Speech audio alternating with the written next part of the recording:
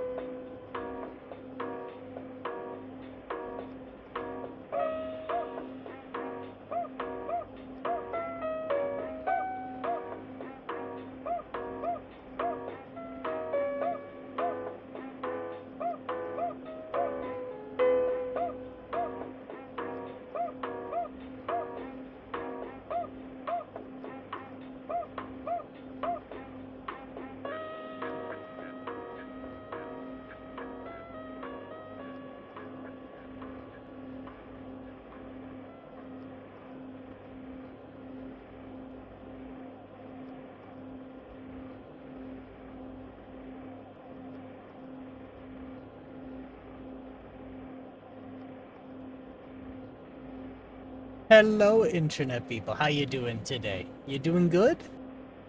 I hope so. So, thank you for being patient. I got elbows deep into an installation that well, it froze. So I had to wait it out. So I was a little bit late to start today.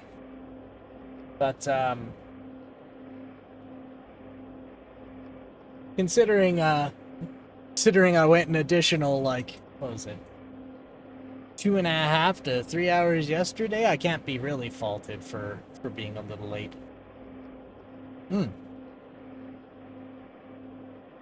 So the install I was doing was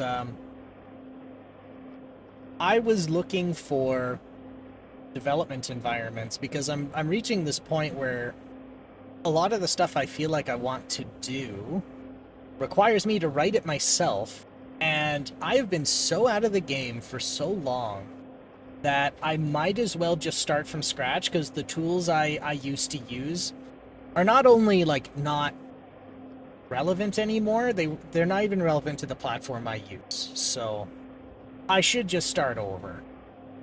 And then the languages I know aren't relevant anymore, so might as well just start with new software and new language. So I was poking around with what's what.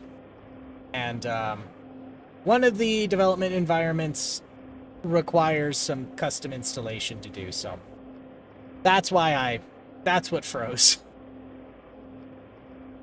But, so for today, we're doing the golf challenge again. I'm pretty sure we're at 53. I might have to make an adjustment here later. I gotta double check that. And I think in this time we're gonna aim for 4 hours, but if I run out of steam, I might, or it gets to be too uppity, maybe we'll cut it, we'll maybe cut it short. We'll see. I don't want to push it too hard. One thing I have noticed is I've actually been considering finding ways to readjust, or like seeing if I can get my schedule readjusted a little bit, because while the evenings are more convenient for me, I find I have quite a bit more pep in the morning, and I'm debating whether having a little bit more pep is probably a good idea.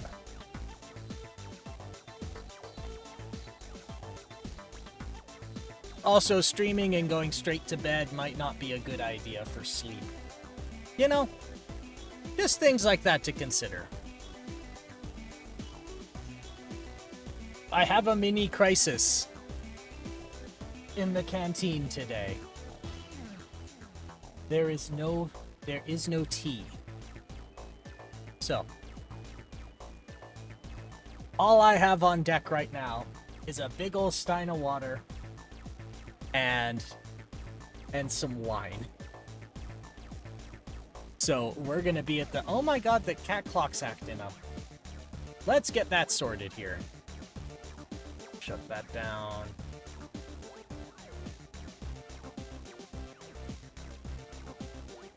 And back.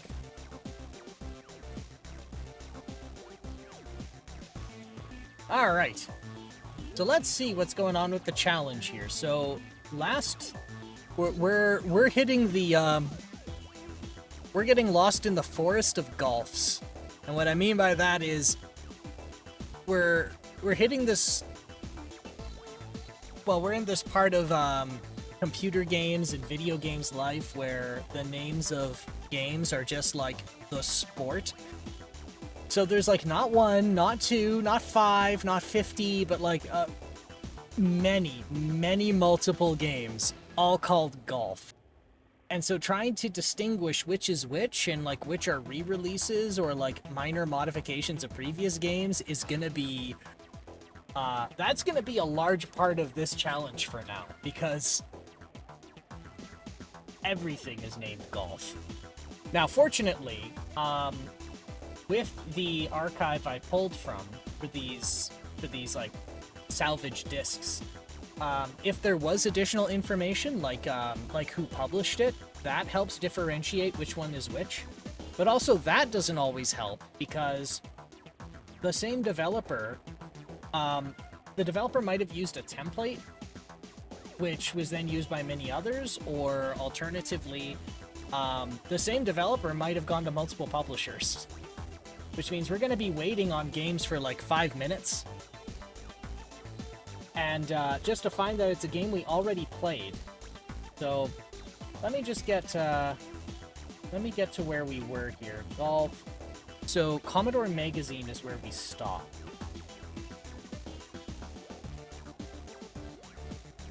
Creative computing.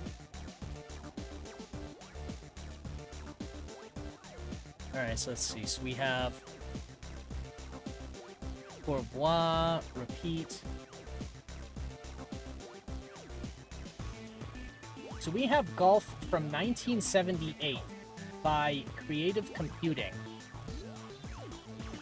So let's see. I'm just going to make a note here.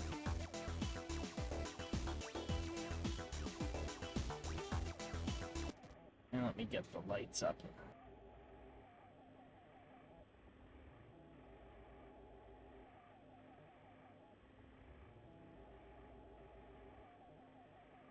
All right.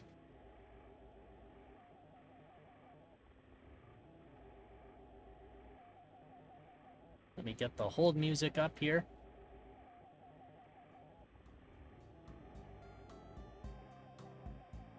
There's a very real chance we've run this before. Run. Creative Computing, Morrison, New Jersey. Oh, right. This one was...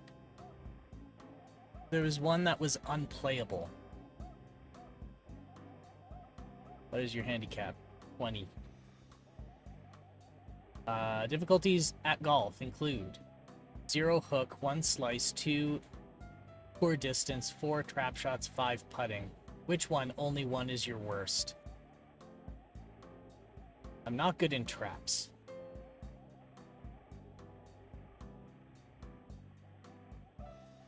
Oh, okay. So this isn't what I was thinking it was.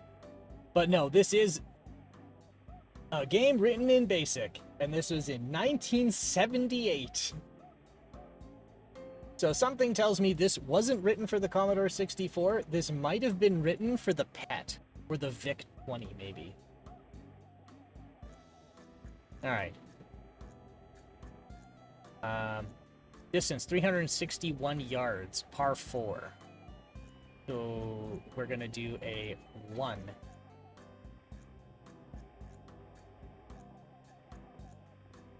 Alright, shot went 287 yards. It's 154 yards from the cup. Ball is 2 yards from the line. Which club do you choose?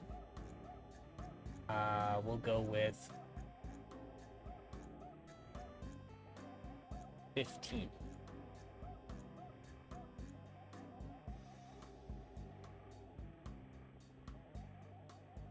Uh, 25. Now gauge your distance. On green, 10 feet from the pin. Choose your putt potency. 3. Passed by cup. 1.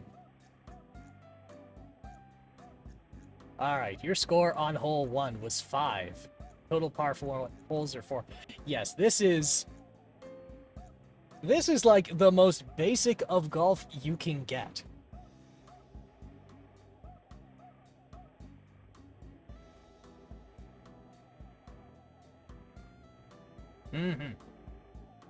Since I have to mess with the keyboard, I'm going to readjust the microphone so I'm not smacking it all the time. You're at the tee off hole 2. 389 yards. Alright, so 1.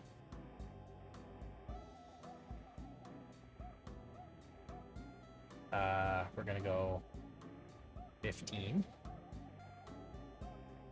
You sliced. It went 157 yards. 33 yards from the cup. 23. 25. On green, 30 feet from the pin. Use the putt potency. We're going to go 3. Putt short.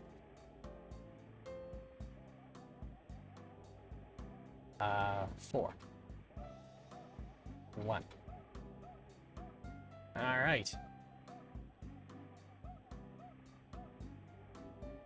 1. Ball hit a tree, bounced into rough. Let's go with 24.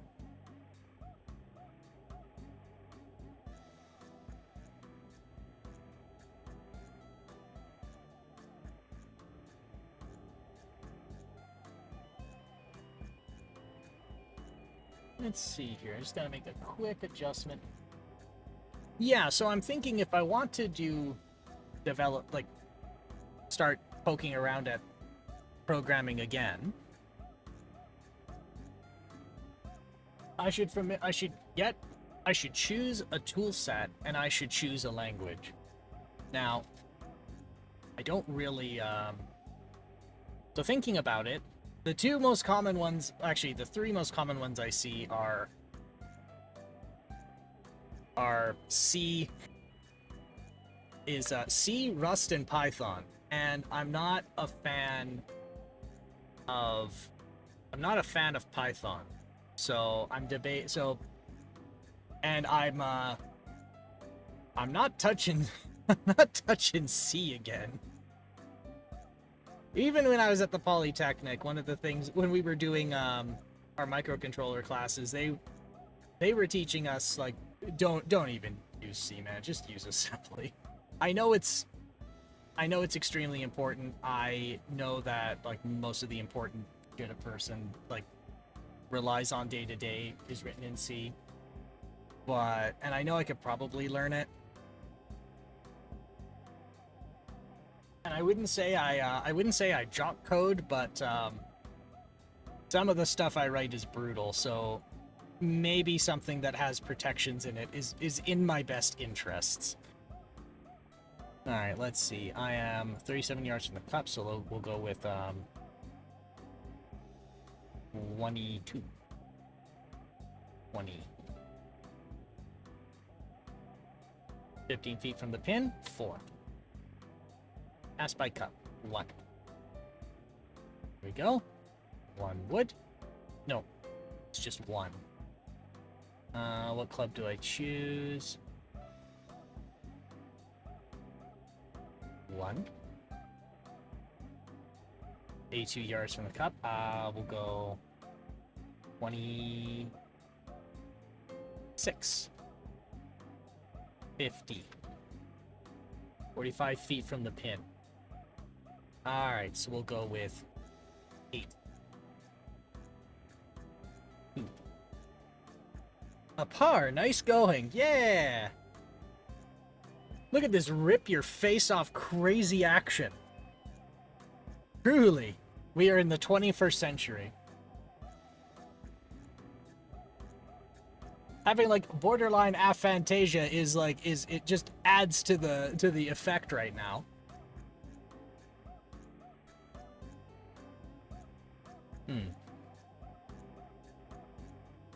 One again. You dubbed it. It went 35 yards. So we'll go with 3. 26 yards from the cup. We'll go 23. 50. On green. 4 feet. There we go. Alright, we are at hole 6. We are just tearing through this. 359 yards, so 1.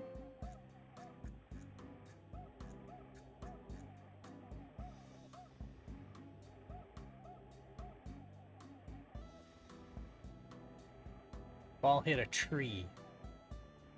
1. Dubbed it. 2. Ball hit a tree.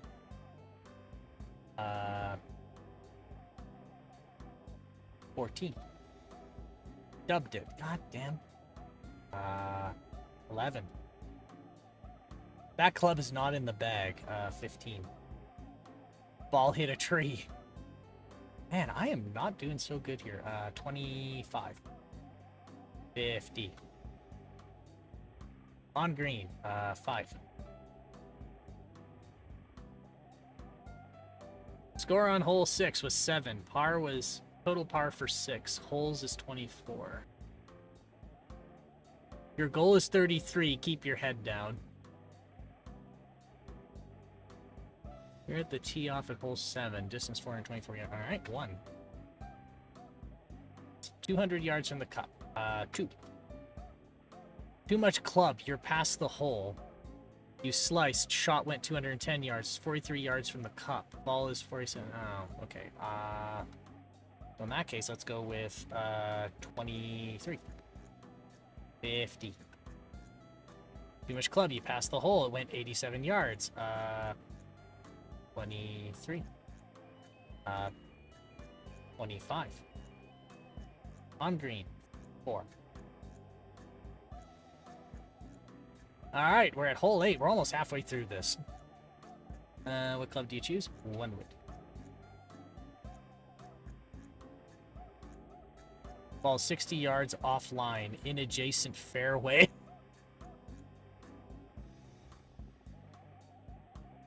Uh, 108. Okay, so we'll go with 2. Too much club past the hole. You sliced badly. Shot went 196 yards, 53 yards from the cup. Okay, so then 23. And then we're going to go with 40. On green, 33 feet. We're going to go 11. Past cup, 19 feet. 5. 4 feet. 2. 4 feet. 1. My God. Okay. 1 wood. Shoot it off into the imagination, because there's no real course here. Ball hit tree, bounced into rough, 121 yards from hole. What club do you choose? I don't know if this is the like a perfect embodiment of the Legacy Golf Challenge or just a terrible example of it. I'm inclined to think this is the shit you can get doing this.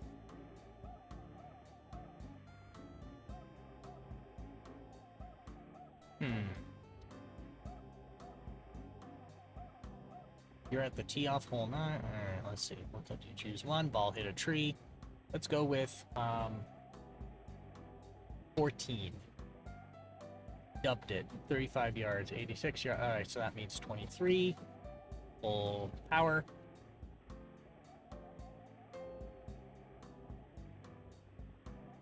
Oh, okay.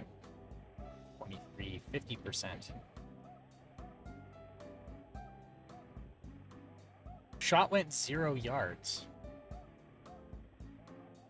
Oh, I hit backspace when I shouldn't have, so it probably just registered 0.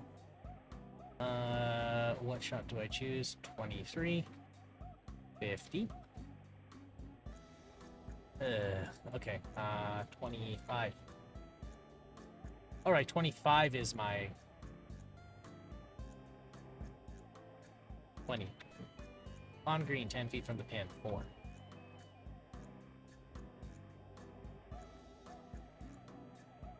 One wood. Badly sliced.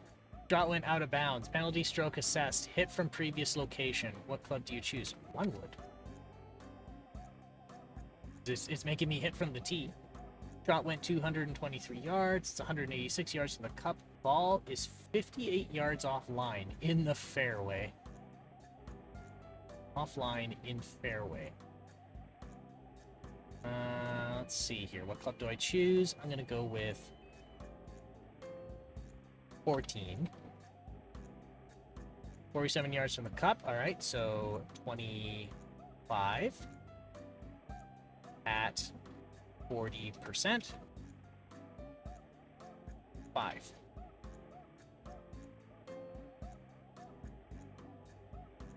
All right. Score on hole 10 was 7.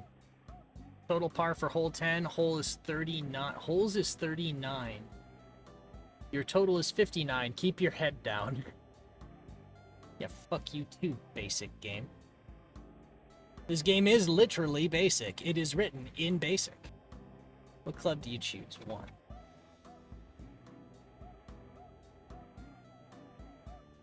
Your shot went out of bounds. Shot went 218 yards, 344 yards from the cup. Ball's 41 yards offline in the fairway, so we're going to use a 2 wood. 211 yards, now it's 136 yards from the cup. Ball's 29 yards offline in fairway.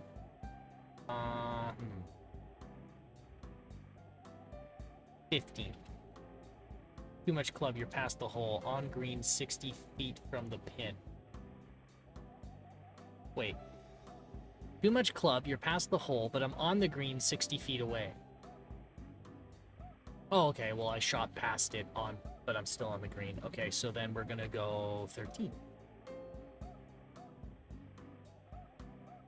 There we go. You're at the tee of hole 12, distance 132 yards, par 3. On your right is rough, on your left is rough. What club do you choose? 25 at 100.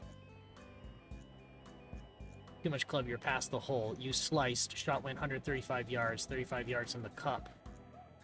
Ball is 34 yards offline in the rough. Alright, 25. 10.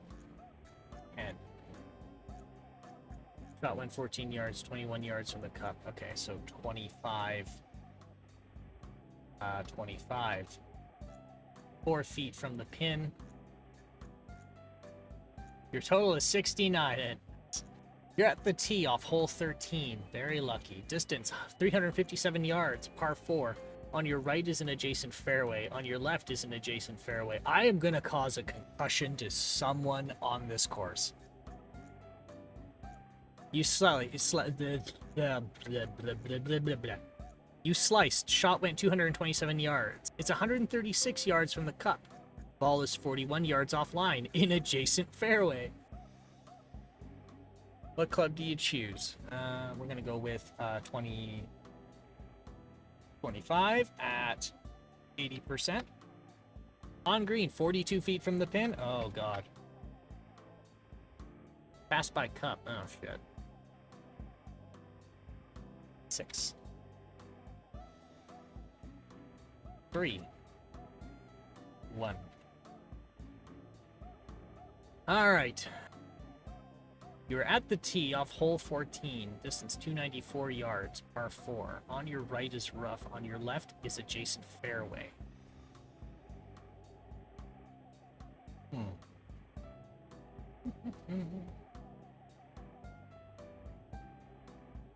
You're at the tee off hole 14, 294 yards. All right, well, one wood. 69 yards off from the cup. All right, so 25 at 30%. That's a little too...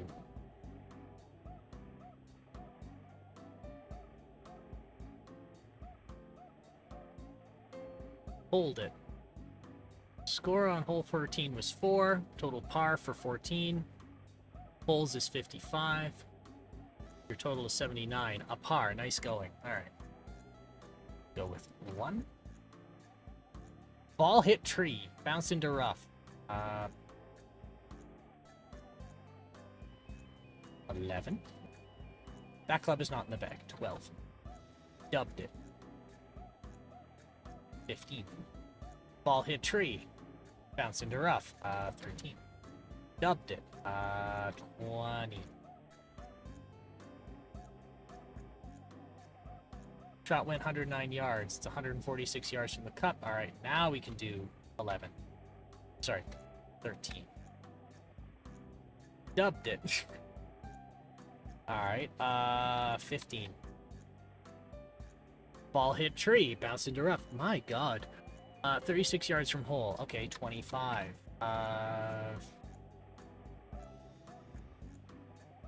36 yards, so 25. On green, 7 feet from the pin. Power of 2. Score on hole 15 was 9. Par for 15. Total par for 15 holes is 60. Your total is 88. Keep your head down. Alright, so I goofed. Of course I goofed that one. 375 yards, so a 1 wood. You sliced. Shot went 226 yards. It's 154 yards from the cup. Ball is 41 yards offline in adjacent fairway. Well, it's in the adjacent fairway, so I can just use the iron. So 13. You sliced. 38 yards from the cup. All right, so 25 at 20%. 33 feet from the pin. 6. Putt short. Okay, 3. Pass by cup. 1. Score on the hole 16 was 6. Total par for 16. Holes is 64. Your total 94. All right, 2 more and then we're free. Too much club past the hole. You sliced badly. Your shot went into the water. Penalty stroke assessed. Hit from previous location. Oh, 180 yards. Oh, okay, so then 4. Too much club. Shot went 192 yards. 46 yards from the cup. All right, 25. 30.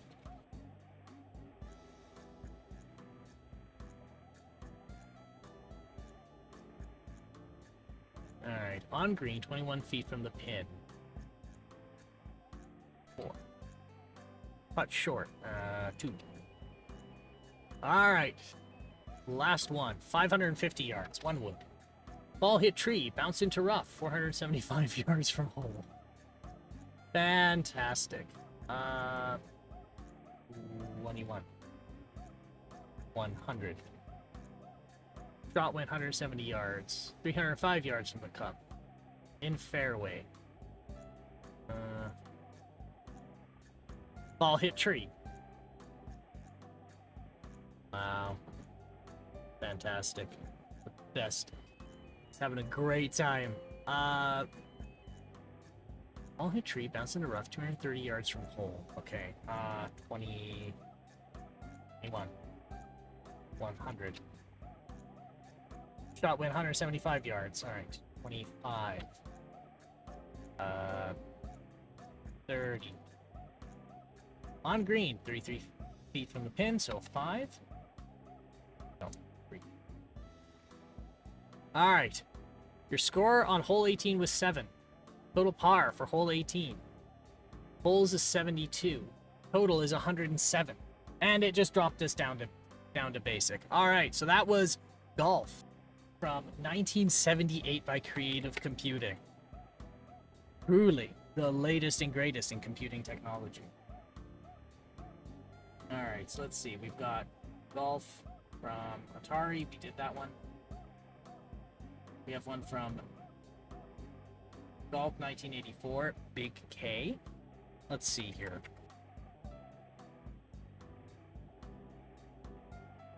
Let's see if this one...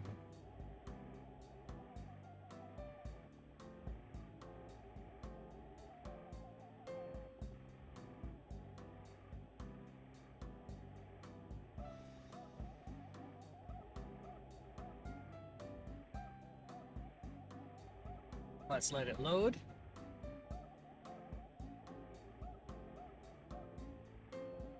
All right.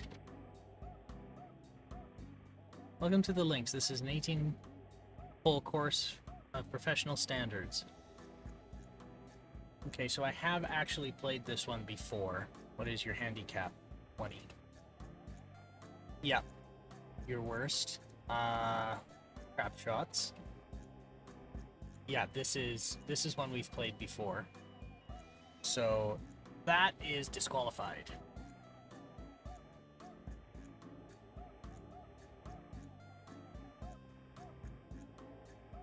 Bourbois, we did Duckworth, 1985, Ballantine.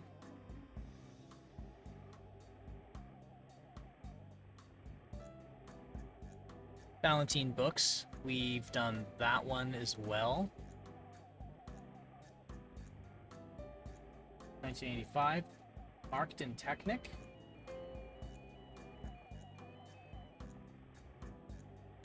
I don't think we've done that one. No, this...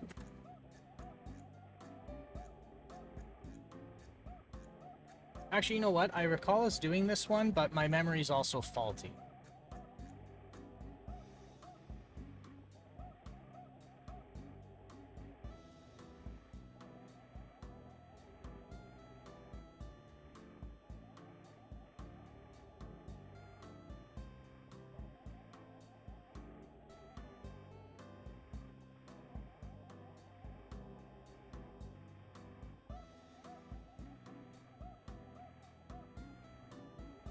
And run. Yeah, I'm almost certain we've played this one before, but I just have to be doubly sure. Yes, we have played this one. Because, yeah, we played an English version of this one, so it does not count.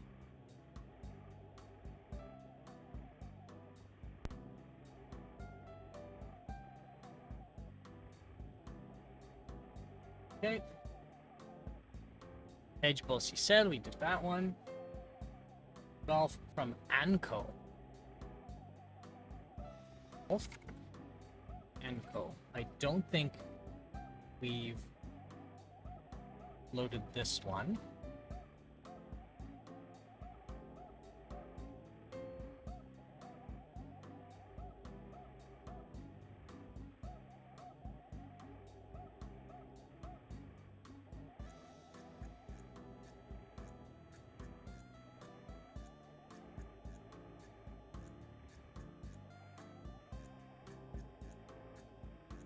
We'll just let it load up here.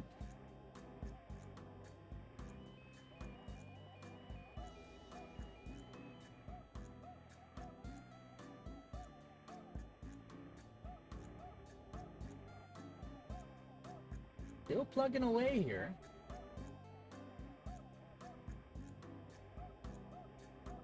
Let me see.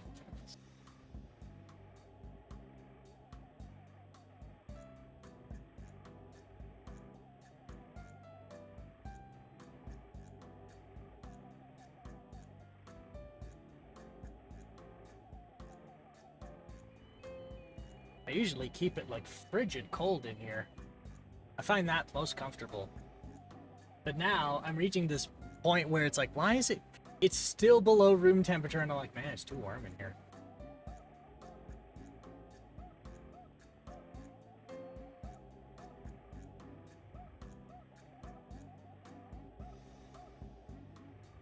Still going. Alright, so we're at track 11 now. Now, unfortunately, I can't set this up for audio feedback, because apparently doing that causes this thing to lose its timing, and timing is super important on these, on the 1541 disk drive. So this cycle exact emulator is not cycle exact. So I had to do things, or like turn off things so that it would not miss as many cycles.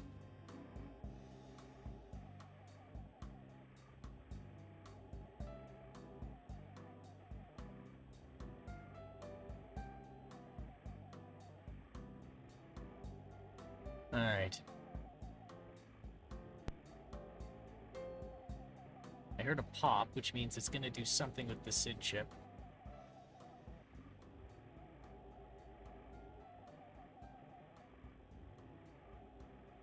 Off Amco. Yeah, I don't see.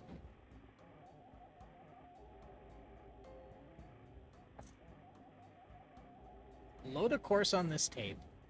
Alright.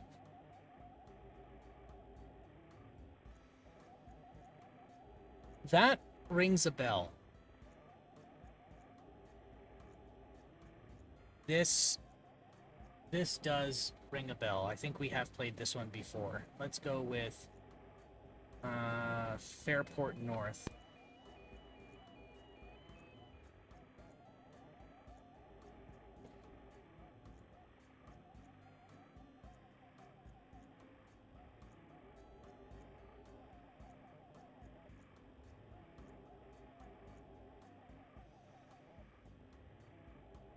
Play course.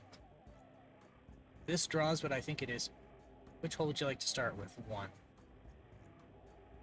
One player. F1 to F7 to start game. This is bringing some memories. Prepare to play. Fire button.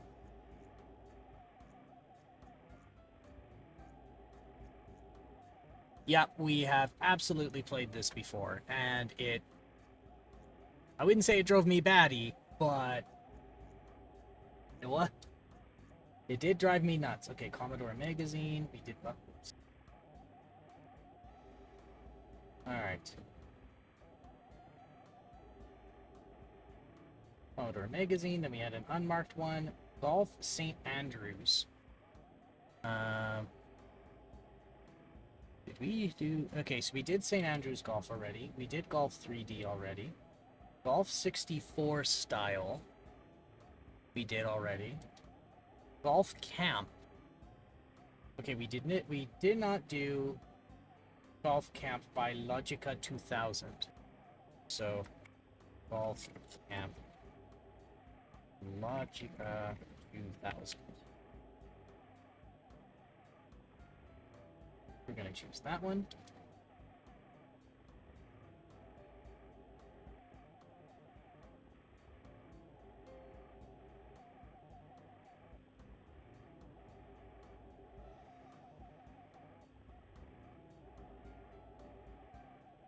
Alright, we'll let it load here.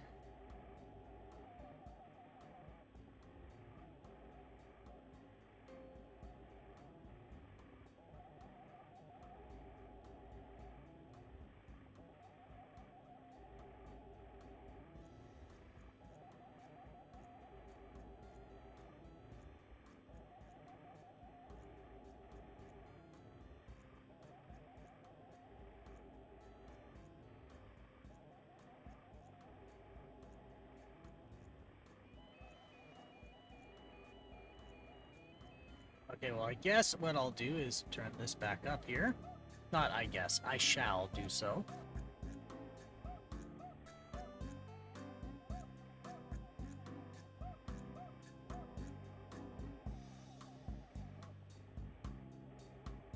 Still plugging away. So, how's everyone else's day? You doing good? Good relaxing time? Alright, and run.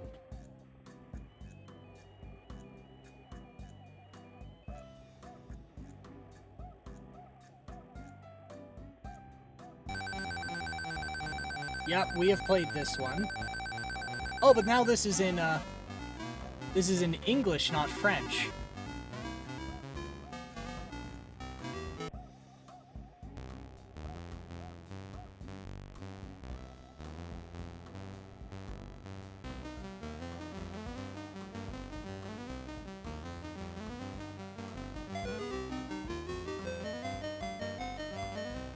Yeah, this is the one with the really bad music. Oh, yeah.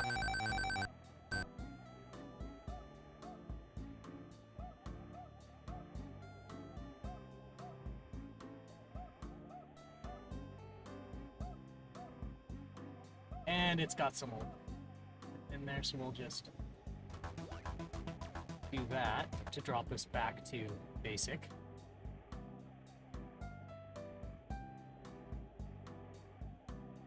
If we can.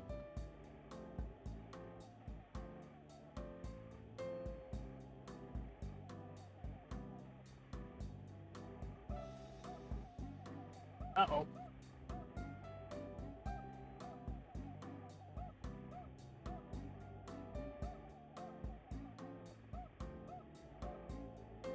Well, let's give that a little moment to clear its memory. So now, if I start this up, the cartridge should step in.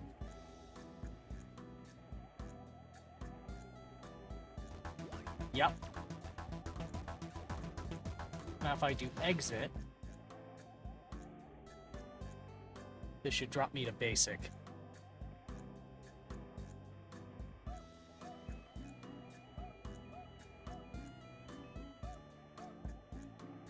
New.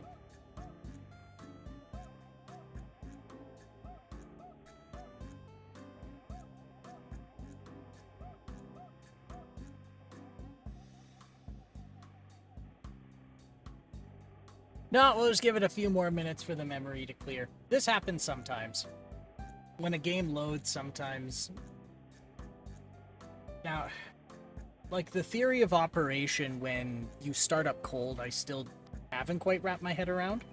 But there's a certain address it looks at, and then I think that determines whether you're going to start up basic or you start an application, or like you start a program. But what's supposed to happen when you reset is the memory should have faded by that time. And so when it starts up, it goes to basic. That's how I understand it. I don't know if that's actually how it works. But this was particularly bad if you chose to modify your 64 with static RAM instead of dynamic RAM. Because static RAM holds its value for as long as you apply power, but dynamic RAM, you have to routinely go through the entire memory space and refresh the contents of it. And Commodore relied on that very heavily, that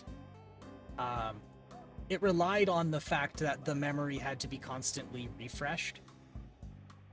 And so, like, interestingly, the video chip in here, the VIC-20, the VIC-2, not VIC-20, the VIC-2 chip, it was its job to do the graphics and go back and refresh the memory. So when you call a reset, it's not refreshing that memory anymore, and it was supposed to fade by the time the computer was ready to run when you reset it. But having good RAM can sometimes bite you in the ass. All right, it should be fine by now. Yeah, we're good.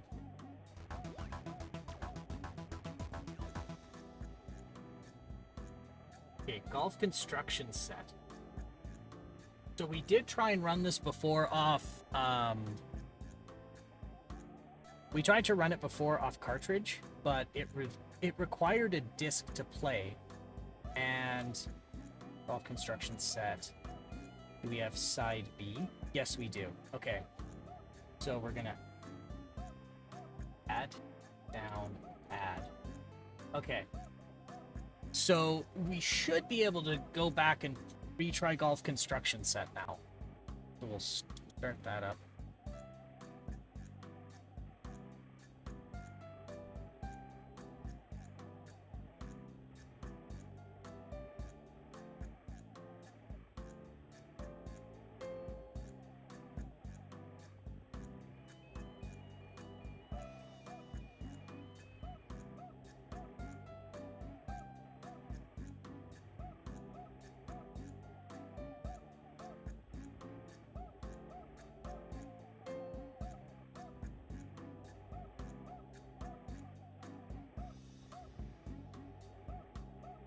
All right. It is bugging away.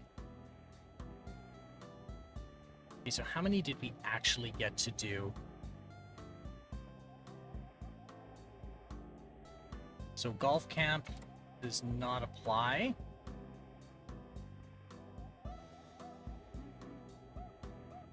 Camp Citadel's already played. You already played.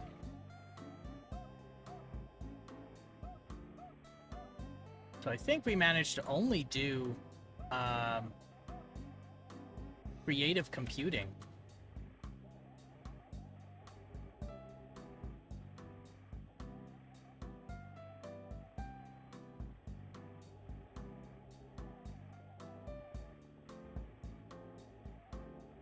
All right, run.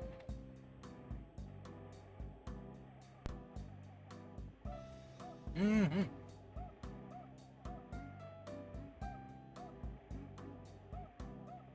Press fire to play.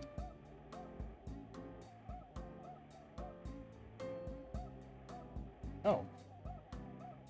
Did, controller's not starting up anymore.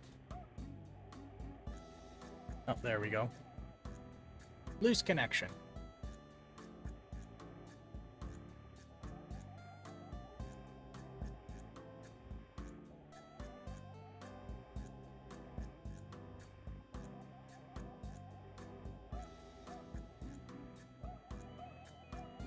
Oh, this connection's being a pain in the ass.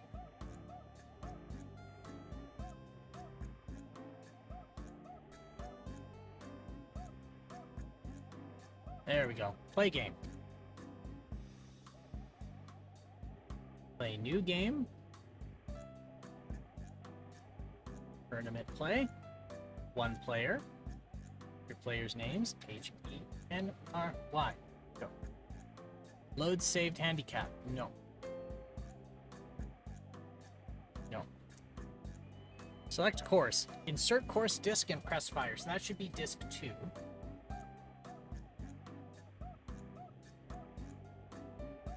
Fire. Alright, so now it's loading disc 2. Let's see if there's some courses. The Belfry, St. George's, Sunningdale, and Wentworth. Let's do Sunningdale. Insert your program disc and fire.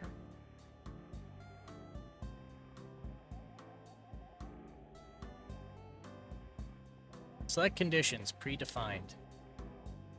Walking to first tee. And the disk drive. And we had a crash. Alright. Golf construction set.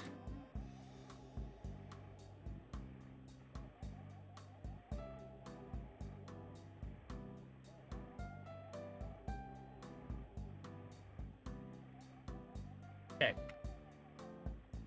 That one's not going to work. Golf construction set.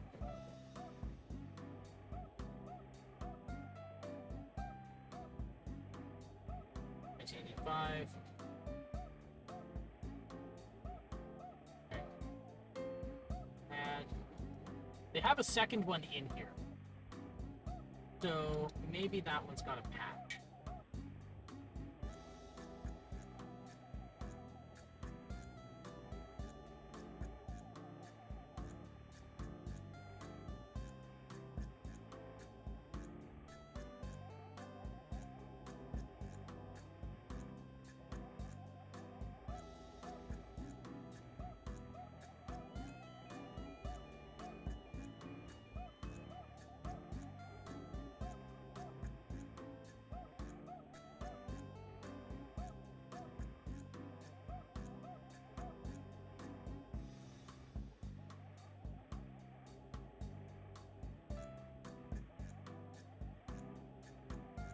Alright, let's see if this works.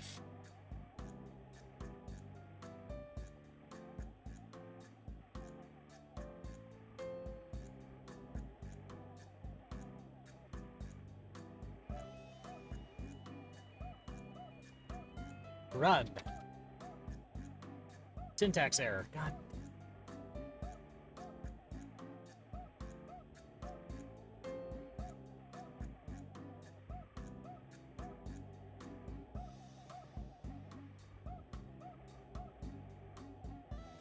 Up, add, down, select.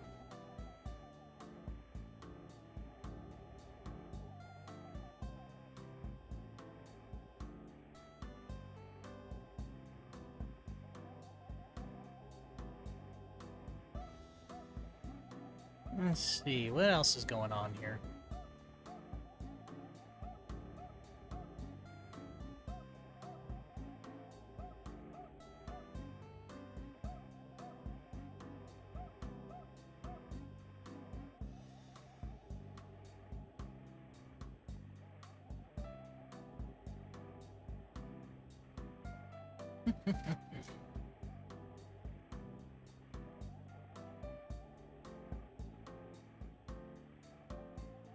What are some other platforms I need to worry about here? Like, what else have I... Okay, so I haven't looked at the Atari 8-bit computer line, and I haven't looked at golf games for the Atari ST yet.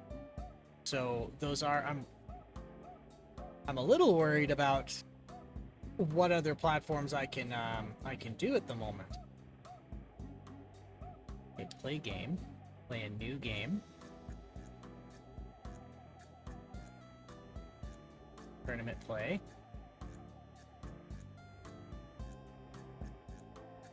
One player. Do.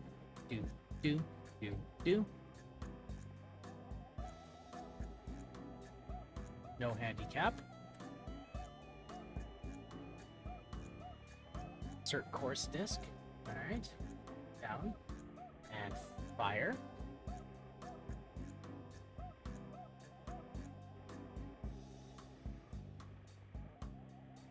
We'll try Sunningdale. Insert program disk. And press fire. Predefined. So let's see what this does. This gonna shit the bed? Okay, so the last time the disk drive flashed, which started blinking. So when the disk drive is blinking, that means it encountered an error. Not the Commodore. Doesn't seem to be doing that now.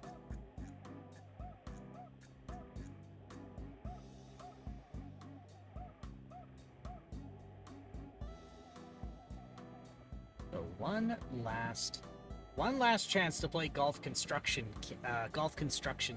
set. Written by D. Gasparic L. Creali,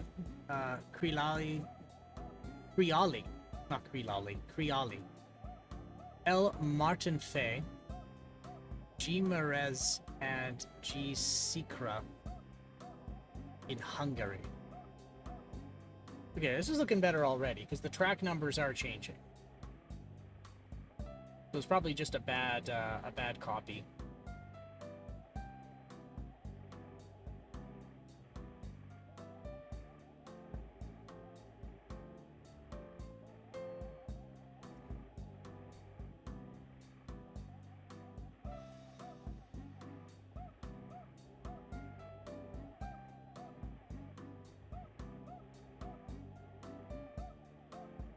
Track 14. God, this is taking a while to load.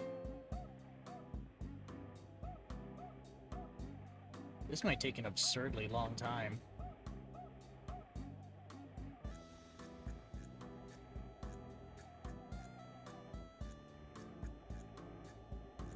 If this has to happen every time we change courses, I think this is going to be the only one for the challenge.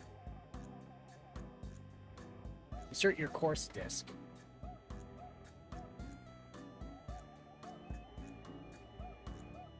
Or it was preloading the engine and now it's going to constantly look at the course. Hopefully. I really hope so. Oh boy.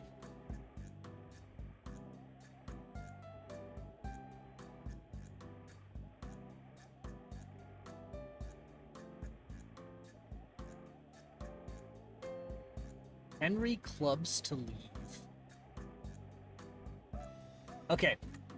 Before we go too far, I'm going to top up my water, and I'm going to be right back. So don't go too far.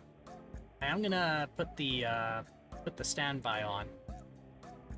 I'm going to see what other hot drink I can have that doesn't have caffeine in it for my throat. So don't go too far. I'll be right back.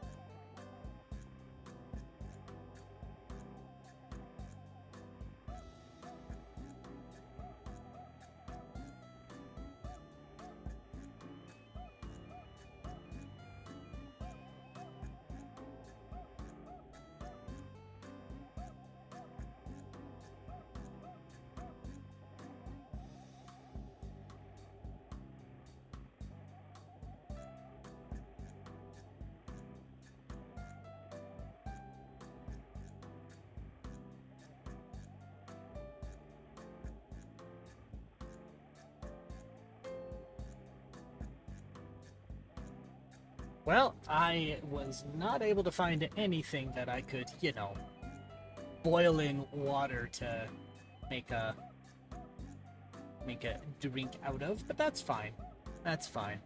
I'm a big boy. I can handle it. I'll just have some wine. All right, let's see. I'm glad that we were able to get this to run. So with the cartridge version, we didn't have the course disc. So we weren't able to run much of anything. But I'm glad we were able to run it with the disc version. Let's see here. Hole 1, par 5, S109, 496 yards. Or SI09? I don't know what that means. Alright, wind 20 going that way. Temperature 20. Okay. 1 wood. 2, 3.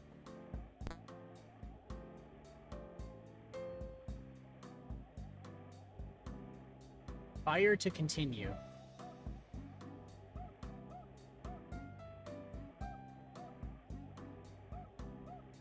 Irons. Let's go with 3.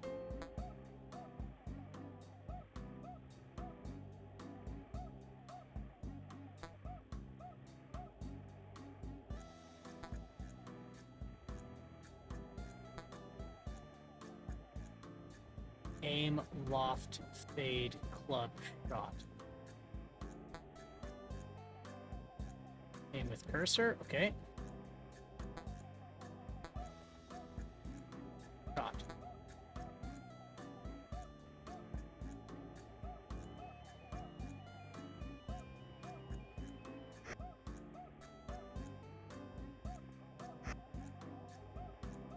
What?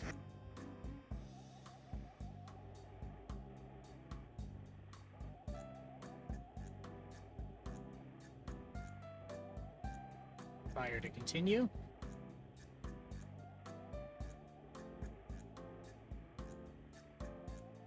Oh, so I had to choose 3 clubs to omit. Fuck. I thought it was me choosing my clubs. Alright, so I guess I don't have a 1, 2, or 3 wood, but I have all of the irons. 4 wood?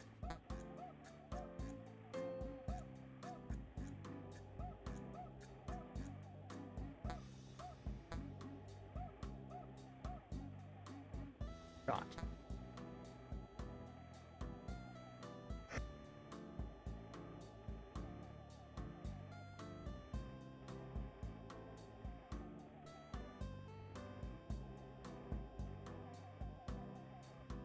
Alright, fire to continue. We're gonna choose a 5 iron, because I think it says... Actually, it doesn't say how close I am to the hole.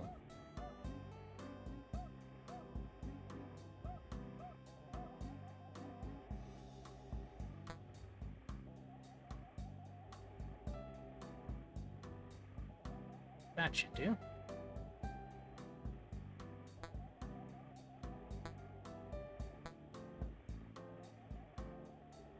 Shot.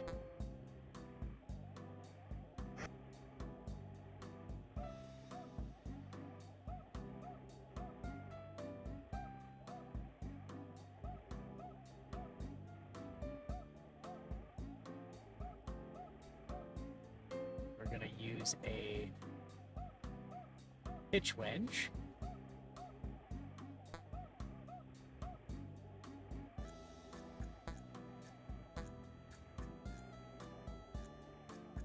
And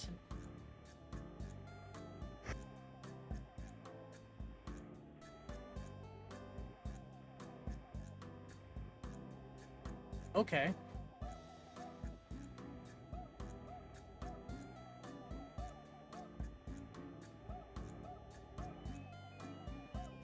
Can it loop? Okay, good. Let's use a sand wedge and only go halfway. Halfway on the swing.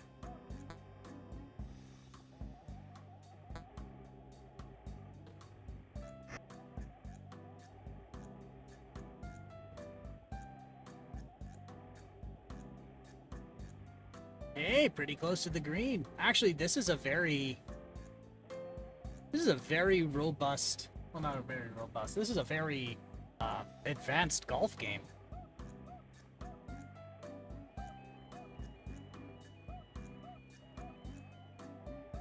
In 64K of RAM, no less.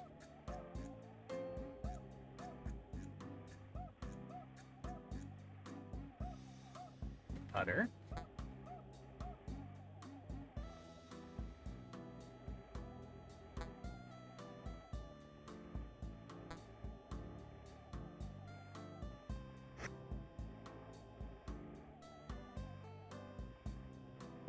No. That's cheap. Oh, F5 lets me see how far away I am.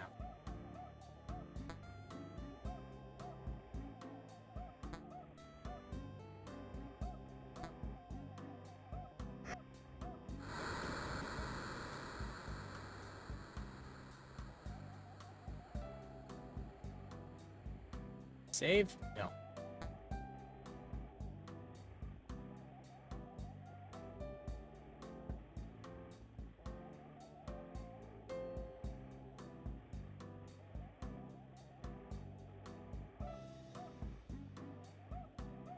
Now, I don't think I get what the weird symbols are on the left and right. Are those, like, symbolizing uphill and downhill, maybe?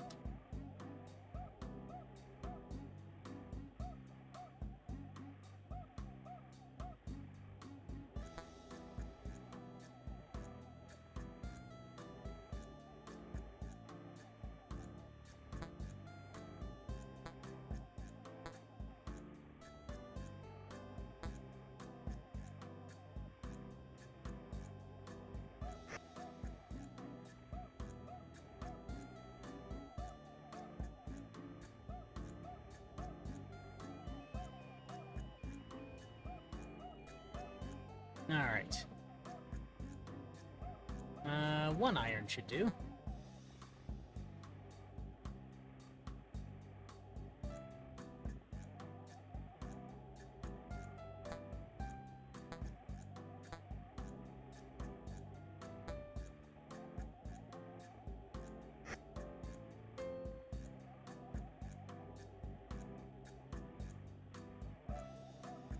I should just use a 1 iron.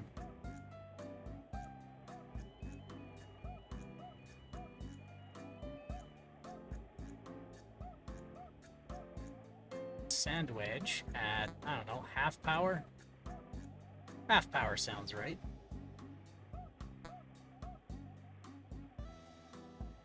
But yeah, you know what? This is surprisingly advanced to have both a real-time map and a 3D drawing and the full menu. I don't think I've seen another golf game on the 64 to this extent. Because usually it's like one or the other.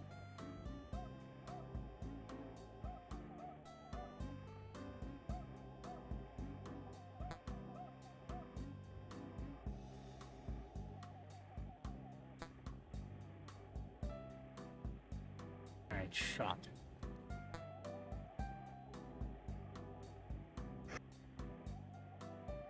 Oh, that went really bad. But it curved. Curved back where it should. That's good.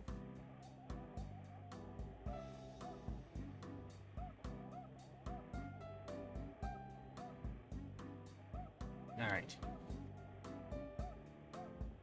Sandwich.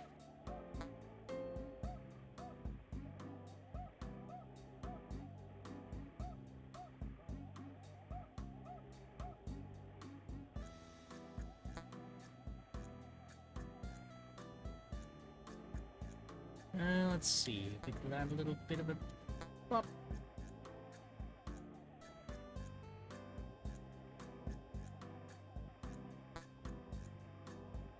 Yeah, just a little bit tap. Little tiny tap. And like they even get the little golf ball bounce and everything. Like this is I'm glad we managed to get this to run. This is a nice fucking golf simulator.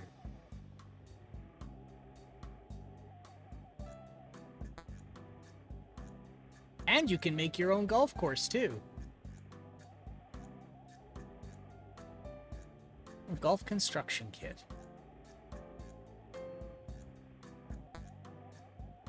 Just a little bitty tap. Just a little tiny tap. Just do a little tiny tap.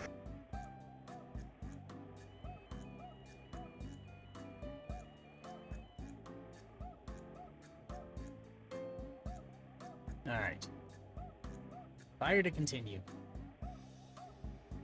Putter. Nope, not a 4 iron.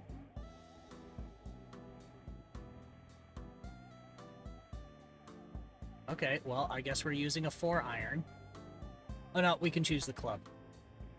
See, that's something decent that others didn't have. You can't back out. So if you have a misinput, you're completely and totally fucked.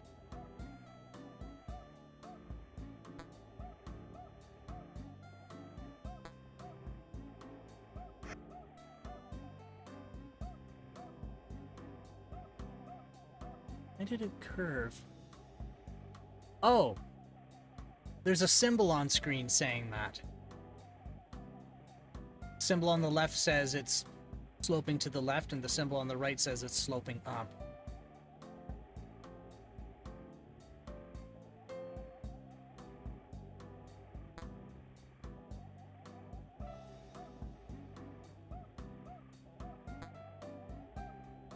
And you don't get to choose your power here. It just goes. So in this case, the trick is just choosing where to aim, and then it always hits aiming there at the appropriate power to get there.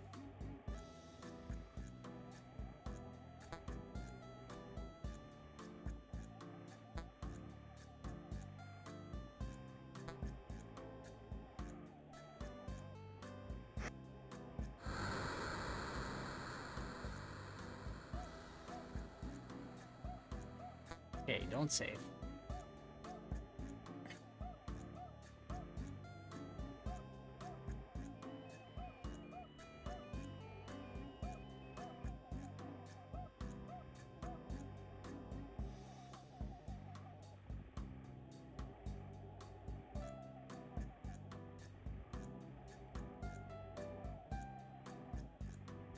Alright.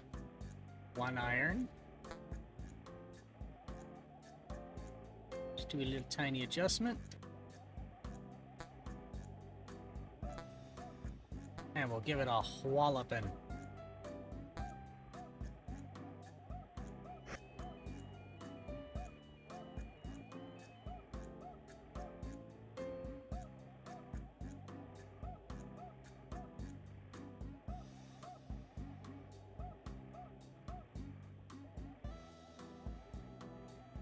Alright.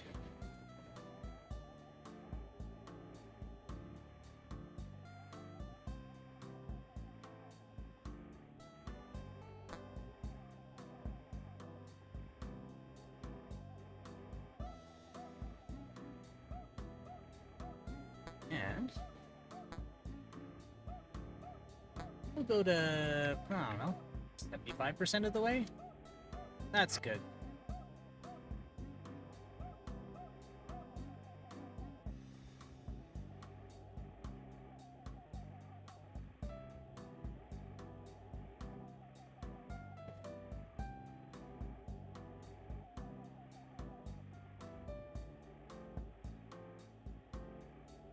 Sandwich with a little tiny tap. Itty bitty baby tap. Itty bitty baby tap. Yeah. Why did it go that way? What is wrong with this man?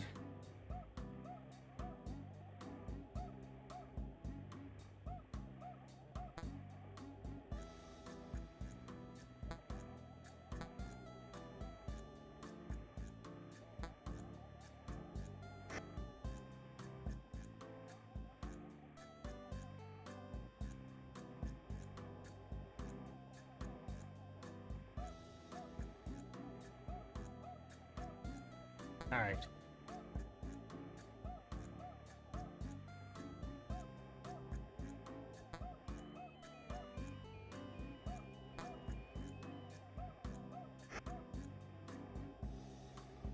Son of a bitch.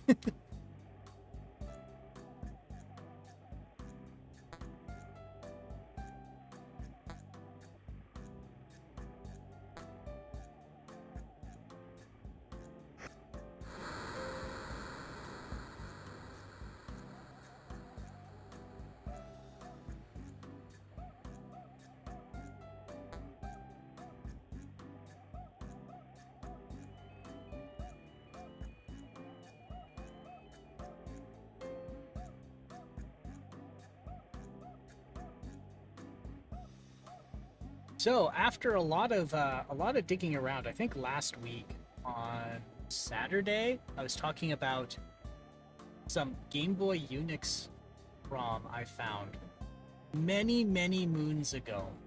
I think it was even before I went to the Polytech, the Polytech I did, and I found it on like a website. And I can't even remember why. Well, no, I do know why, as I was finding Game Boy ROMs. But it was back when guys would just host them on some static page. And they would just like, this dude was just collecting or dumping them and then just like tacking a link to the file on his own server, just on the end of this huge ass list. And one of them just said Unix. And I chose to download it and run it. And, I mentioned it 2 weeks ago, like, I think it was last week or the week before, because I found it, I poked at it a bit, and I went, oh, maybe I'll look at this later, and then I never did, and then I lost it. And then it was, like, something I've always wanted to find again for, I'm gonna say, like, years. And then, like, 5 years ago, I found it again, and then I said, I'm going to save this and back it up so I will never lose it again. And then I lost it in my backups. And so I've been, like, now and again, I've been digging through all of my backups, and I did find it again. And yes, the after like spending more than an hour, not an hour, after spending like more than just 30 odd minutes or like 10-minute increments here and there when I was bored looking at it, I did actually get to look at it in more detail. And no, it is, I think what it is it was some guy's attempt at making either like a Unix clone or some like thing that pretends to be like some proof of concept. But what it actually is a command line application. But the only things it has implemented, well, at least I think it has implemented, is a file editor and a command line input. But like it says it has telnet, but I don't actually think it does. Because, well, you can't connect to any network. So if you can't connect to a network, you can't telnet to anything. So just bailing out by saying that you can't connect to anything is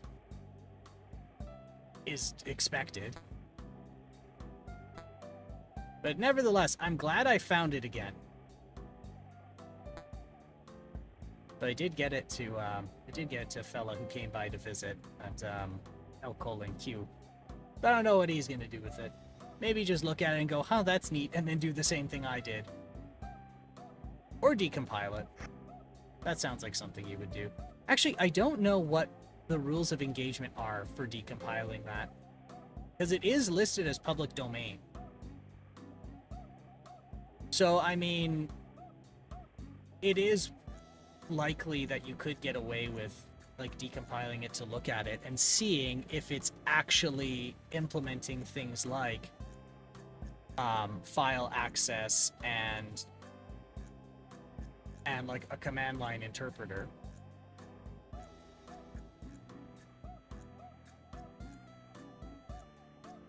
But I don't know. Now I'd have to look at, well, how do you decompile Z80 code?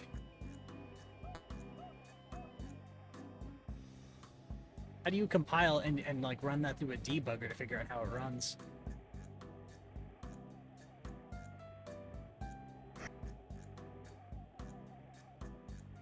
Wait, did I just putt from the bunker?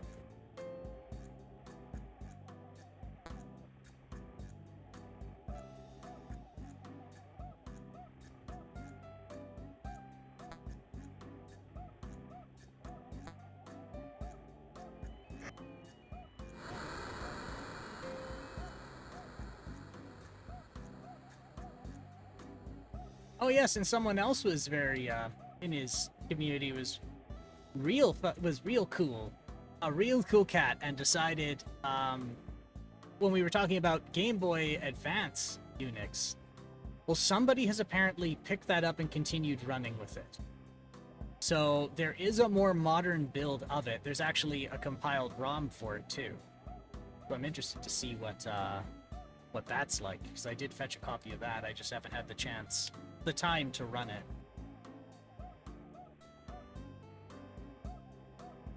Alright, let's see. A 1 iron.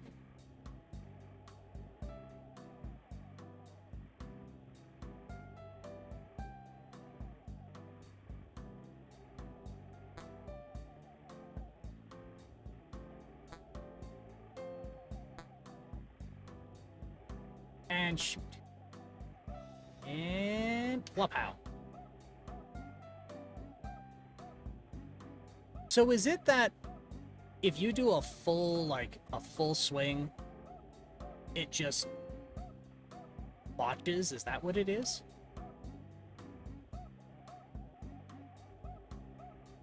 Use a 4 wood.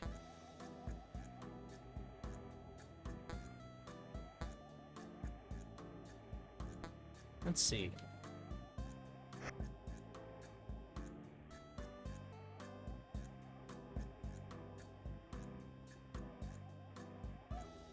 I'm pretty sure that's how it works. So I can't do a full swing, or else I get punished for it.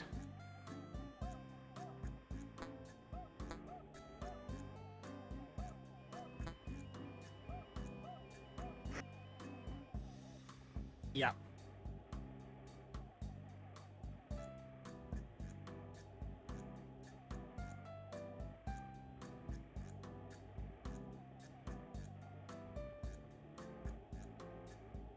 Let's go with a 3 iron.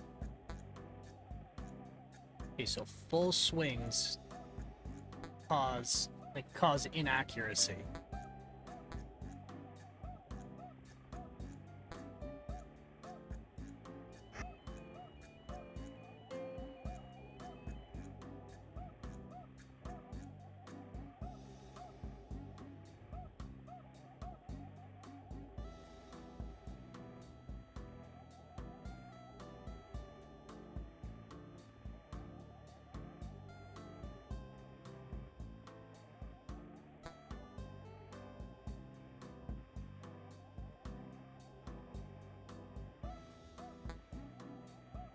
And I think we'll do a half shot.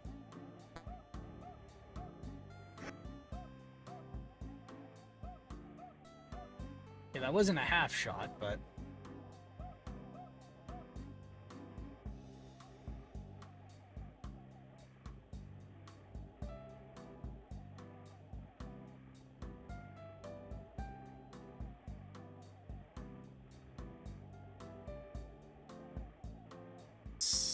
let's do a pitch wedge.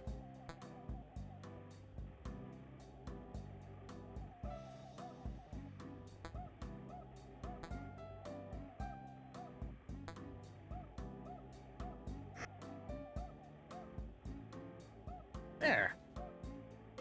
On the green.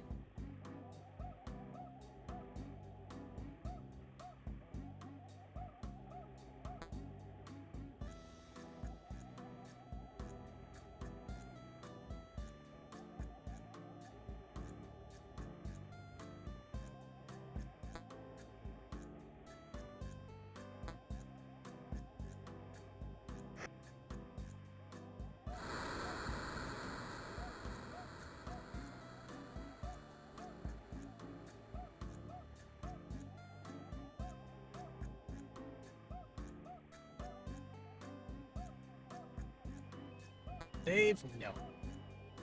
Let's see, we're at like, what, hole 4 now?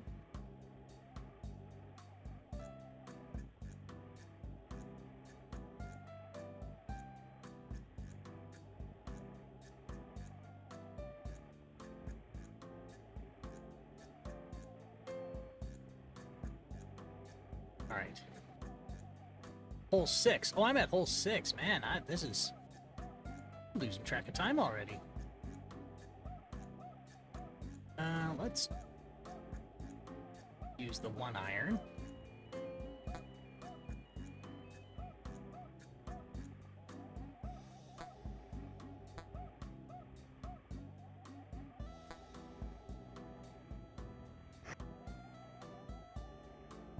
That still didn't work.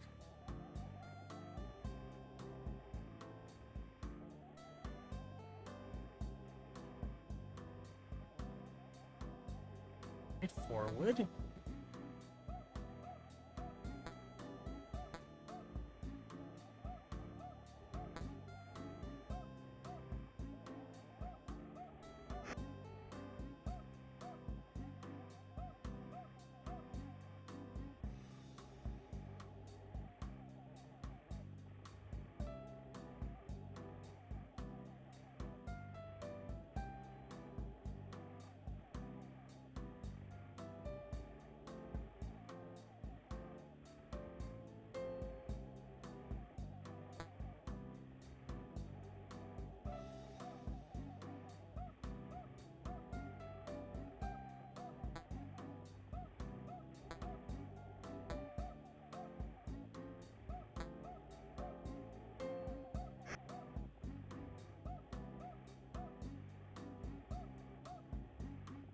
There we go.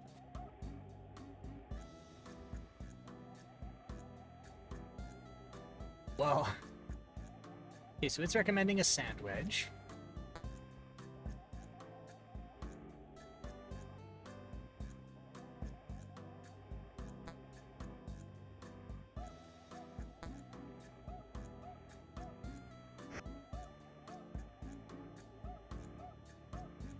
Oh, I see.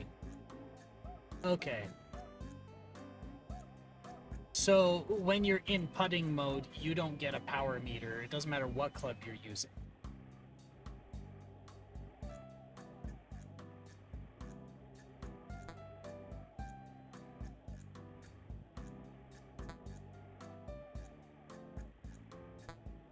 And kapow. God damn it.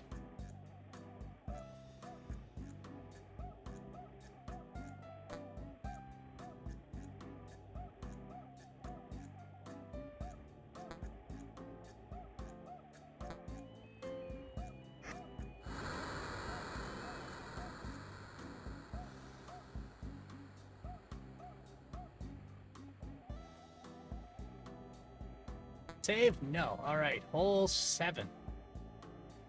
We are plugging away really good here. Actually, I'm still really impressed with this. This is a good one.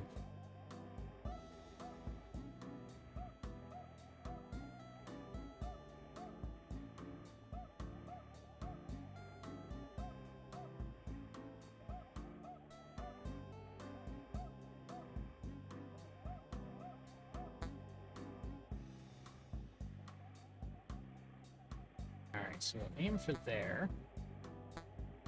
I completely goofed myself, mistaking the club omission as club selection.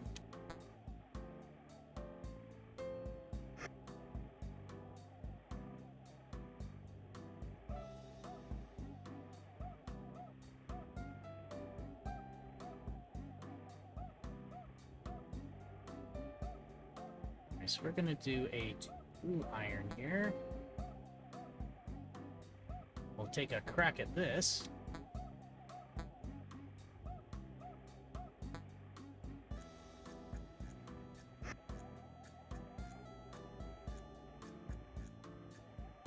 How's the golf? The golf is going... Actually, it's going better now. So, we managed to revisit golf construction set. We almost did.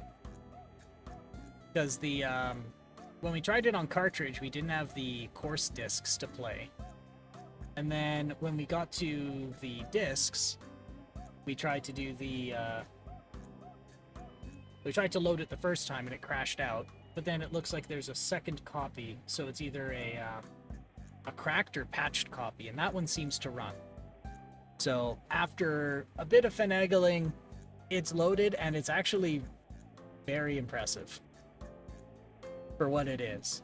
This is this runs on unexpanded Commodores, and you've got a full menu, you've got you've got a rendering of the course, you've got 3D, well, pseudo 3D. I think that's pretty damn impressive. And it runs well. Like, it's not as slow as I thought it would be.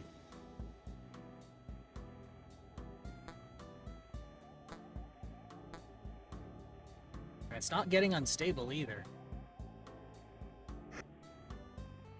So maybe I was just running a bad image. And how are you doing? You doing good? I hope so. We're gonna do a sandwich. This is a perfectly flat green. Doing fine, just finished rereading a book.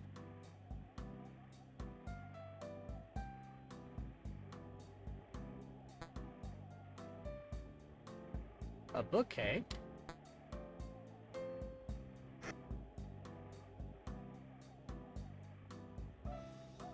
Surely must be a good book if you feel like going back to reread it a second time. Kind of like a movie in that way, isn't it? I don't know. Admittedly, I never got too much into fiction, but...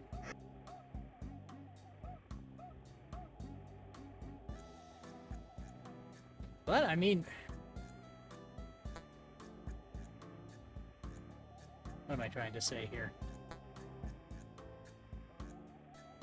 But I could see somebody liking a book enough to go through it a second time. I don't know, my relationship with books is a bit different. Mine's more technical than for leisure.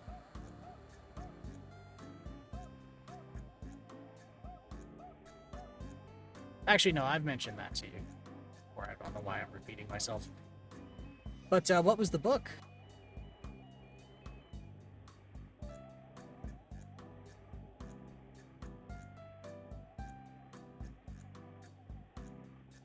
Yeah, it's part of the Laundry Files series, which is basically a sort of spy techie crossover with Lovecraftian horror. I read most of them as they came out, but I stopped keeping up with them at some point, and so felt I should reread them from the start so I have all the context for the newer stuff fresh in my head. Ah, that's a good reason too. Actually, a damn good reason too.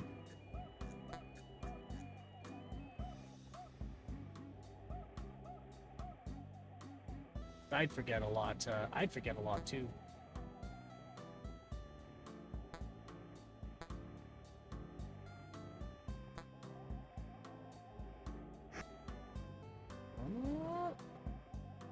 Oh, that's way too hard. And that's out of bounds.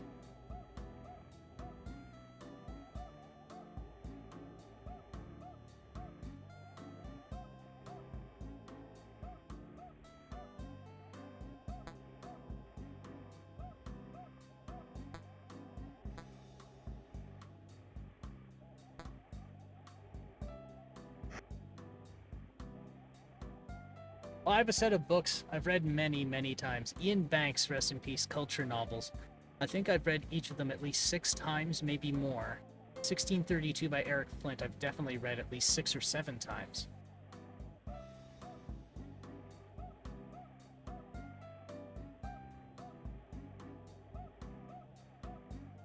Damn, I can't think of any fiction I've actually gone back to reread.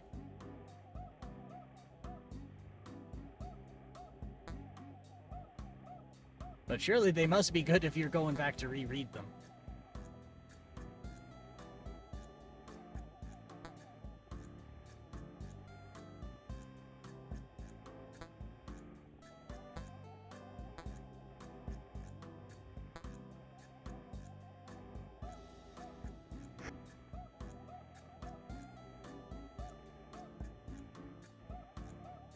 Why did that go out of bounds again?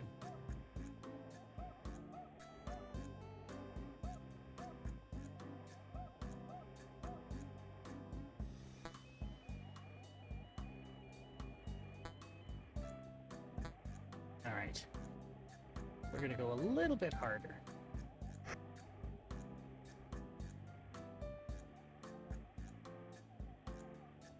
God damn it.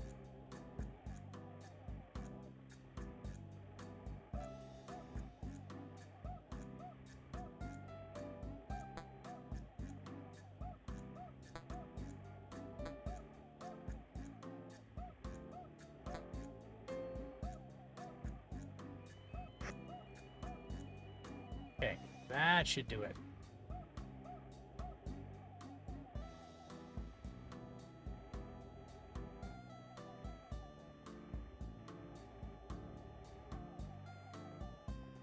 What can you tell me about 1632 by Eric Flint? Like, these are... You can tell just how much of, like, an uncultured cur I am. It's like, I've got no... Oh, I didn't mean to do that. I should switch my club to a sand wedge.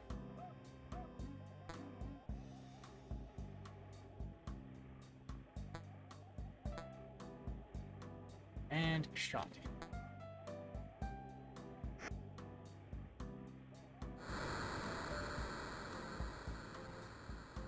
Wait, there's a replay function in this? My god, this is cool. So I chipped it in and it gave me an instant replay. Okay, that's cool. Like, I know other games do this, but for a computer with 64 kilobytes of RAM in it that can, like, barely do anything, that's amazing. 985 kilohertz. That's what I have to constantly remind myself when this thing gives, like, very unimpressive or very well, not even cromulent, but like when this thing has odd idiosyncrasies or is incredibly slow to load, I have to remind myself it's not even 1 megahertz, it's 985 kilohertz.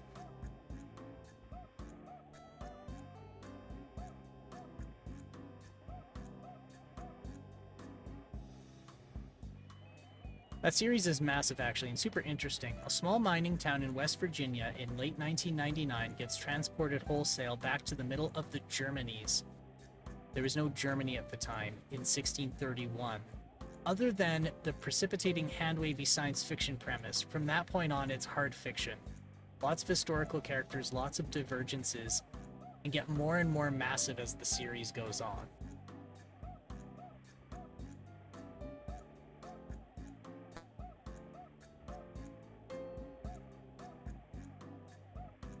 And then a whole town in Virginia trying to cope with the plague. That does sound interesting.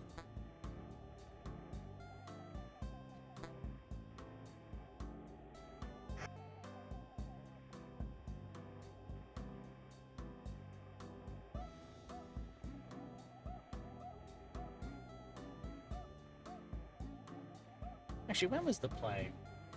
The bubonic plague... Actually, no, that's more like mid... Unfortunately, the primary author passed away a couple of years ago, so even if it concludes, it's not necessarily how he planned it, but yeah, it's very sprawly. Lots of side stories and side stories. That's a shame he passed away.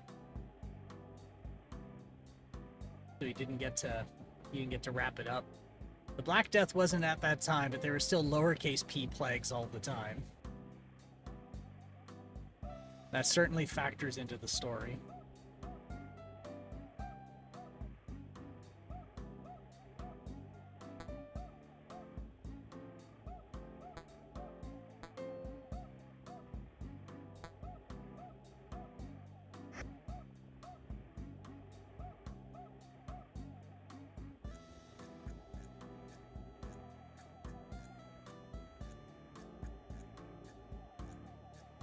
Well, there certainly is a lot you can...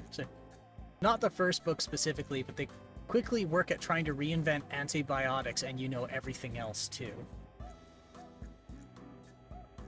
Like, that's... Actually, that one's... You could probably do a lot with that, but you said it's hard fiction. So it's more like... Not non-fiction, there's another term for it.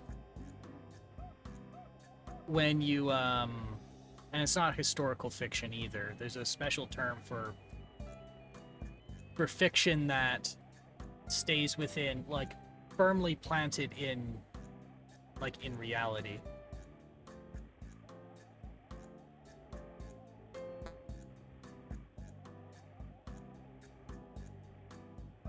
Kind of like what, some,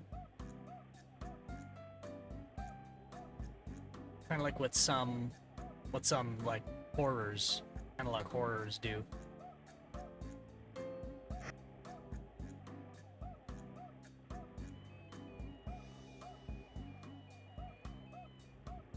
Yeah, no more science fictional aspects at all after the transport bit. Just how do we use the library and knowledge everyone has to do the best we can? And, like, keep the quality of life and standard of living you had previous.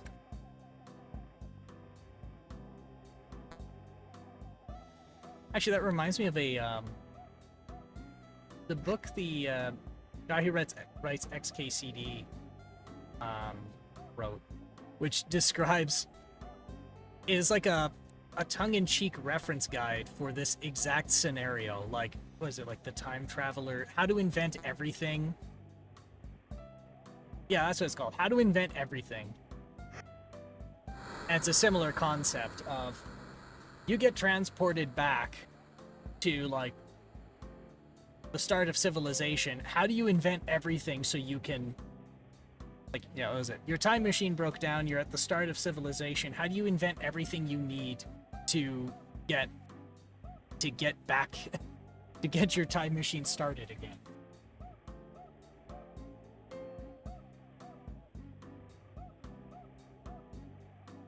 Or at least that's how it was described to me. I haven't actually read it.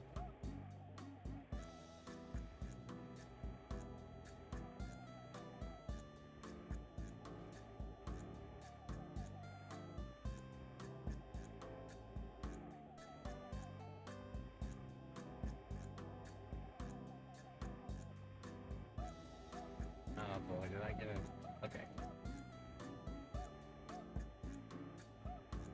But you can't possibly keep it that high. Everyone bitches about the fundamental lack of toilet paper after it all runs out, and how the plumbing everywhere that isn't the town is just the fucking worst. But the quality of life where the Americans is literally orders of magnitudes better than elsewhere. Like, hey, women don't just constantly die in childbirth. Oh, you've read it. That was one I actually wanted to read. That's... His stuff's good fun. Very silly. Yup, and What If? That one's fun too. Right? And again, I never got to see the book, but he takes I saw it when he had it on his website. And then he started converting them into videos, which by videos he just says them and makes drawings. But it's the exact same thing.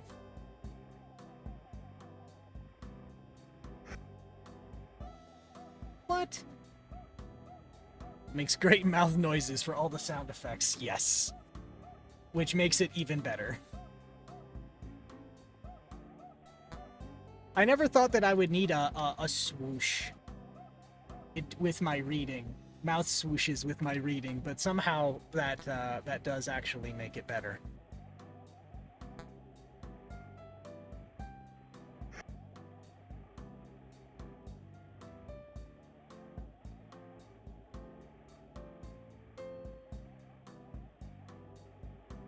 What was the last one he did? How do you make a lava moat? Yeah, that was it. How to make a lava moat. It's like, yeah, it's possible. You can't afford it, but it's possible.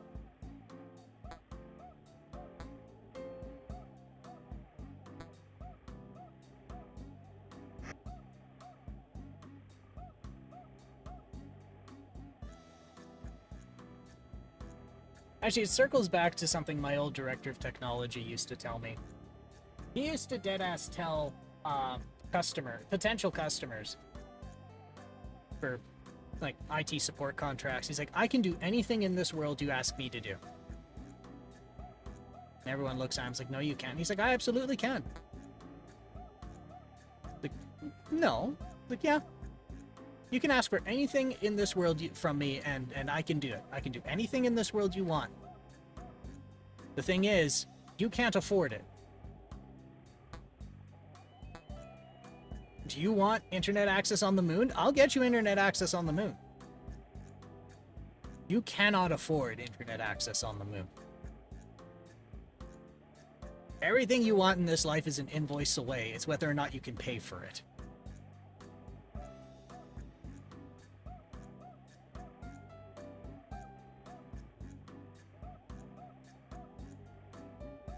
Do you want your company to be the government of a country? Yeah, I can get that for you. You can't afford the bills. And the people who invoice you don't like it when you're late on your bills.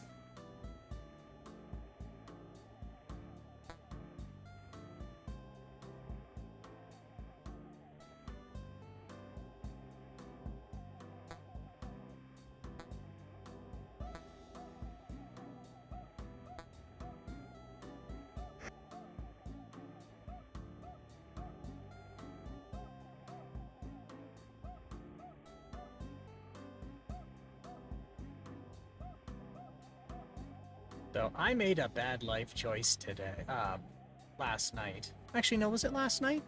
No, that was another bad life choice. Last week. Last Sunday. I bought, still in the mail, because it has to come from... Where does it have to come from again? I think it has to come from, like, Turkey or something. But it is an ESP32 with a Bluetooth receiver on it, and what you do is you plug it into the keyboard port, like the internal keyboard header for the Commodore 64, and then it lets you use a Bluetooth controller as a game controller instead of using the joystick port. And why I want to do that is, if you're not careful... Okay, so one of the problems when you play Commodore games is there was no hard standard on how to handle input, and so like some games will listen on both ports 1 and 2, some only listen on 1, some only listen on 2, and it's not documented which one it is. And you're not supposed to swap them while the computer's on, because if you do, you can damage the controller chips that handle the keyboard, mouse, floppy, and tape controls. So loading game after game and then fiddling with what port it's in is a dangerous thing to do. So this just eliminates that whole thing, because it's connected to both ports at any time, and then it's a button combination to flip between port 1 and 2. So it should also be faster. Oh, aim.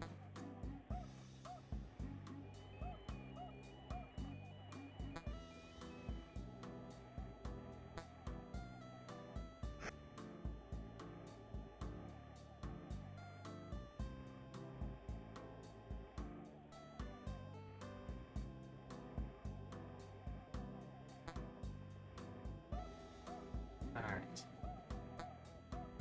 And shot.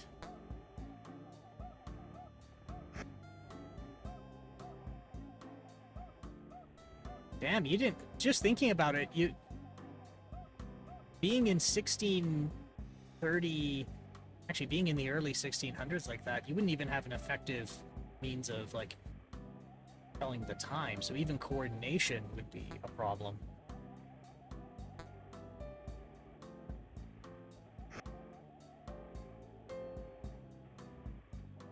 Son of a bitch, this is being difficult.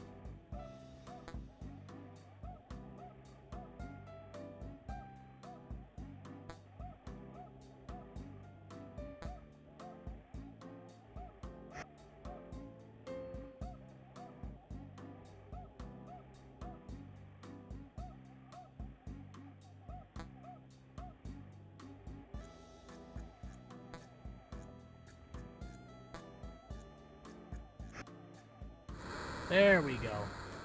God damn.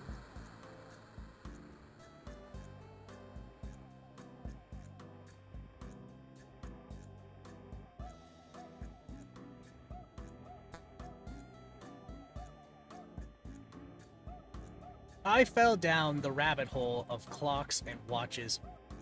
Fortunately, people will have grandfather clocks and other similar things that can both keep time and be duplicated. Well, it's interesting at that intersection too, because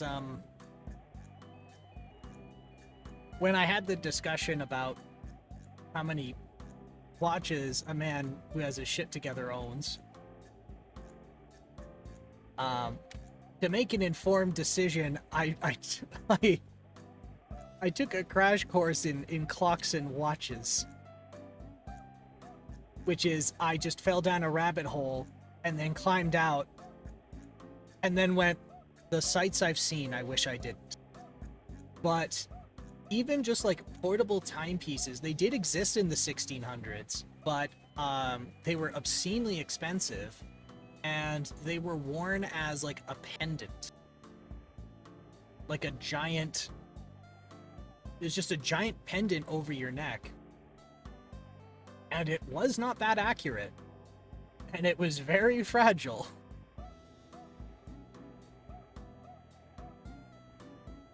But yes, a grandfather clock would be something you could have. To be in your home, but like tracking time, like tracking time on your own when you're not at home would require one of those pendant clocks.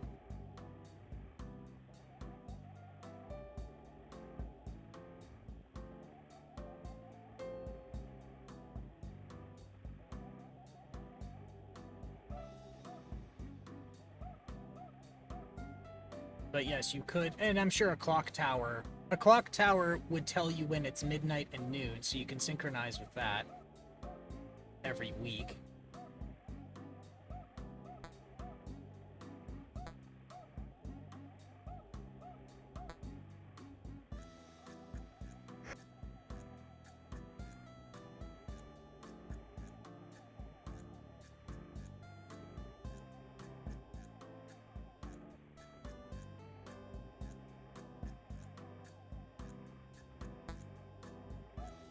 And presumably a few fancy people would have those ergo watches that basically run forever. Watch batteries actually last a really long time too, and people have wind-up wristwatches still, not tons, but enough to use sort of a weird analog NTP.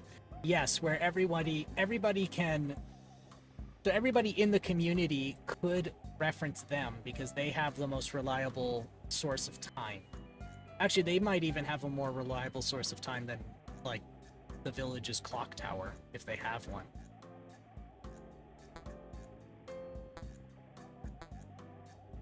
What was...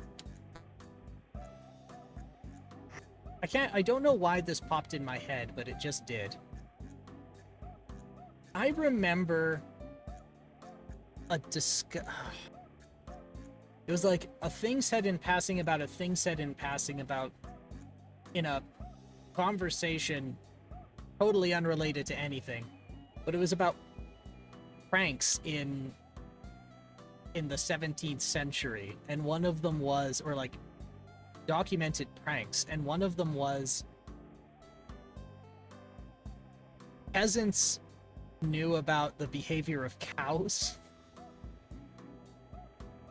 and one of them is that cows can very easily like ascend, but they have a very hard time descending. So they just brought a cow up to the top of a clock tower because they knew the cow couldn't get back down. So it was very easy to get it up the stairs, but then when it's up at the top where the bell, like where the bell and all the clockwork is, you can't get it down the stairs again because it just won't go.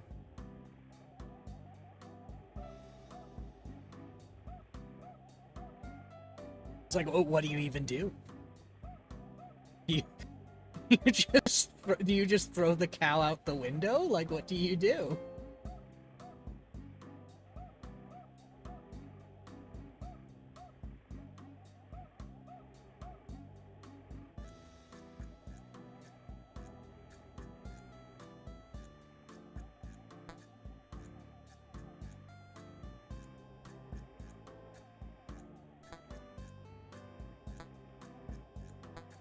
All right.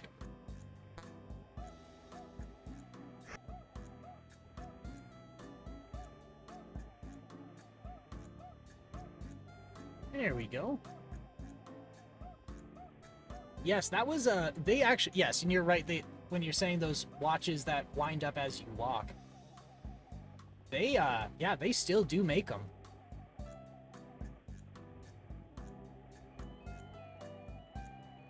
Actually, while falling down the rabbit hole, they're not too terribly cheap either. Sorry, not too terribly expensive either. You know, considering the engineering and labor involved in making them.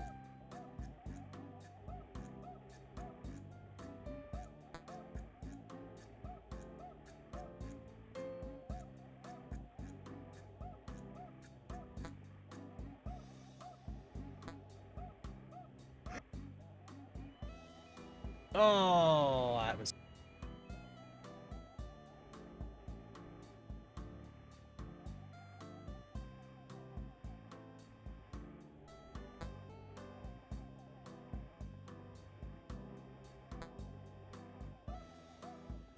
And shoot. Up, out.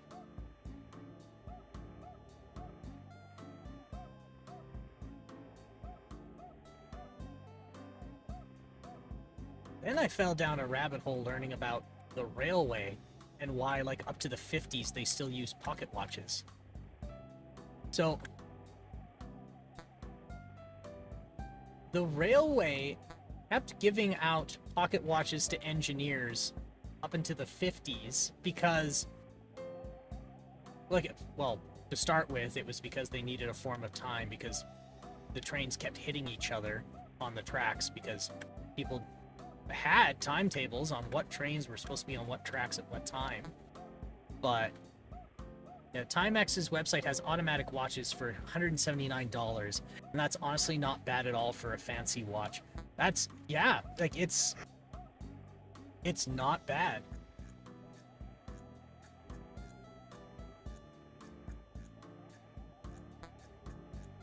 And that's not even, you know, pissing away money because you have money to piss away. It's like you can kind of justify that for the amount of engineering necessary and labor to assemble the whole mechanism.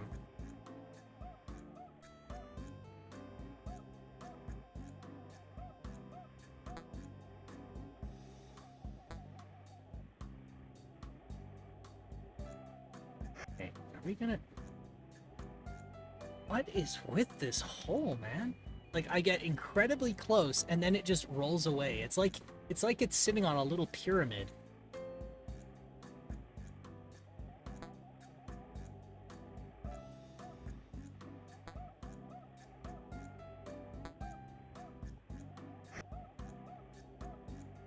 What's going on? It's like it's hitting a wall.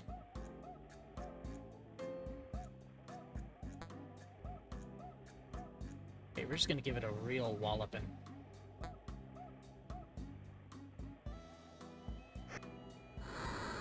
There we go.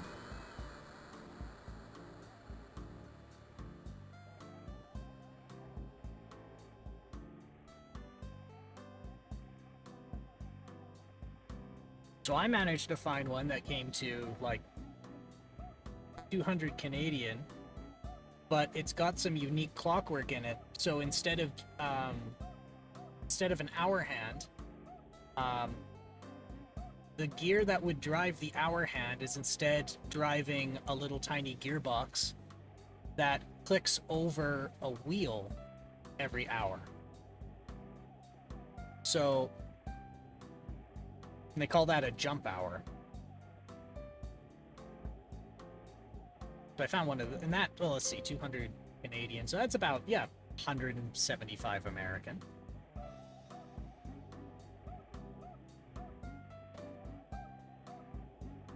It's just like if you don't particularly care about the brand, it's not too terribly bad. I don't know. I'm not one who really cares about brands much. Or I shouldn't say I have product loyalty. I do have product hatred, though. Gotta close that tab before I buy a watch I absolutely do not need. Right? It's dangerous. It is dangerous. But yeah, I'm really more interested in it because I was told I should. I was told I should, and like some of the technology and manufacturing interests me.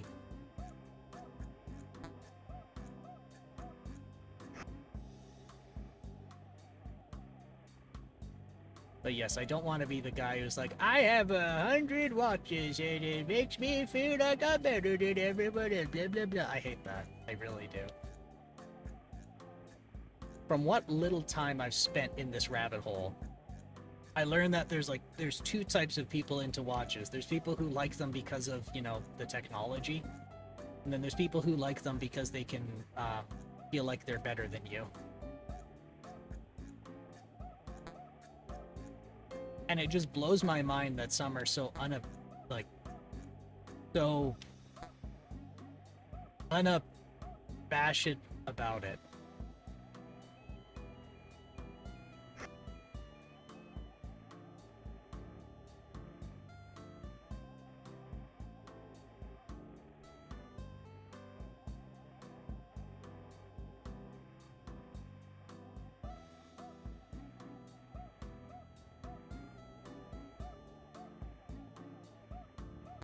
I could get away with my little $25 smartwatch, I will. I still, honestly, the wristband snapped on it, and the wristband costed more than the smartwatch, and that thing does everything I need it to do. It buzzes when someone messages me, it buzzes when a phone call comes in, and it tells me what time it is, and when I need to and things are slow and I have nothing else, I can play 2048 on it.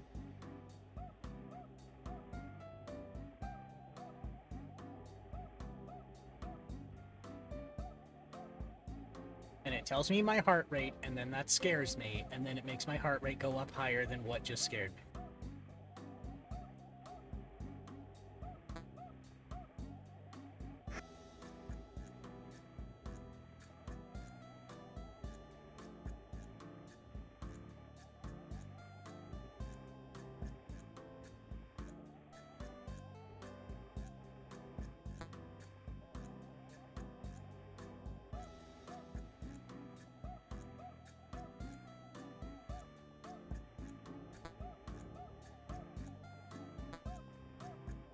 And boop.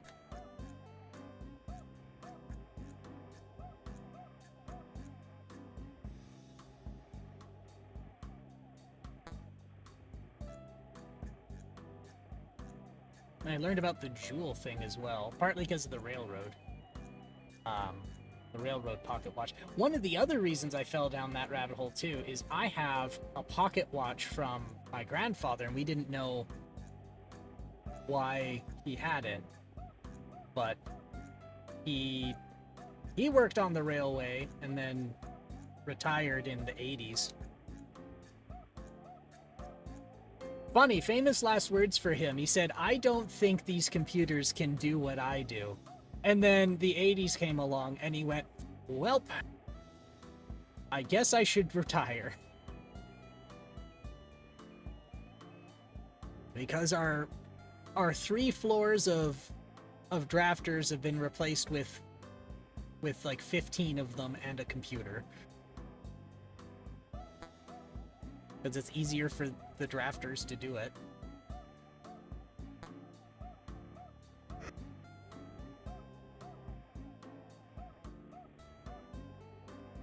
It was funny because then he retired and then he said to my own mother, you're gonna teach that kid how to run the thing that replaced me." And he was right to do that.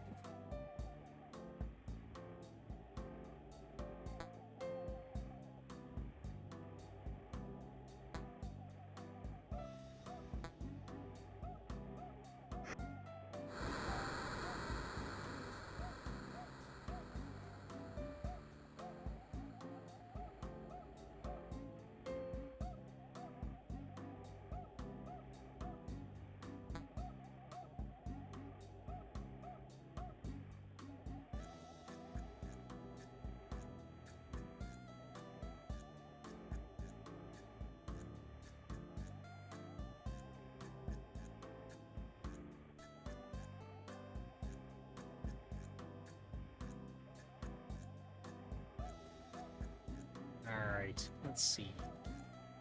The 1 iron. Yeah, 1 iron. And then about 3/4 of a shot.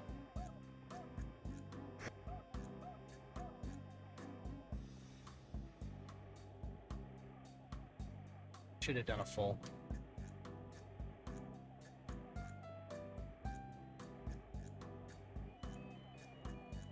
Oh, right. So the railroad thing and the jewels. Okay, so those mechanical watches, they always have a stamp on them that says like 5 joules or 20 joules. So apparently when you get clockwork that small, you can't use lubricated steel anymore because they don't make bearings that small. And if you made a bushing that small, it would be foil and would become destroyed in like minutes. So because watchmakers and jewelers are so like tightly coupled together, Watchmakers got access to resources that jewelers did, and one of those things was corundum, so like rubies and sapphires and emeralds. And apparently, a bushing made out of corundum that's lubricated won't wear out, and can be polished to a point where there's like no friction, like virtually no friction when you. I shouldn't say virtually no friction. An absolutely minute level of friction. Enough to make clocks that small run. And so because they're using sapphire, or because they're using corundum, and corundum is a gemstone, they say how many bushings they put in it by saying jewels, because technically the bushings are made of jewel. Now it's not like, you know, the shit you put on your ring. Most of it's synthetic because corundum is super easy to make. So when you see a watch that says like 20 something jewels in it, that means like practically every moving gear has a bushing, a lubricated bushing to make it spin. Which, depending on what you need, might be great, might not. Oh, that didn't go so well.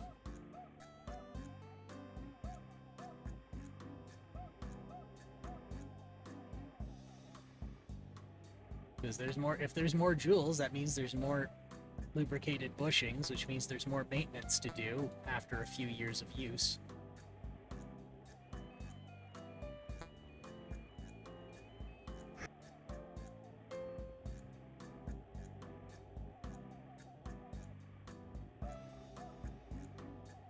Huge.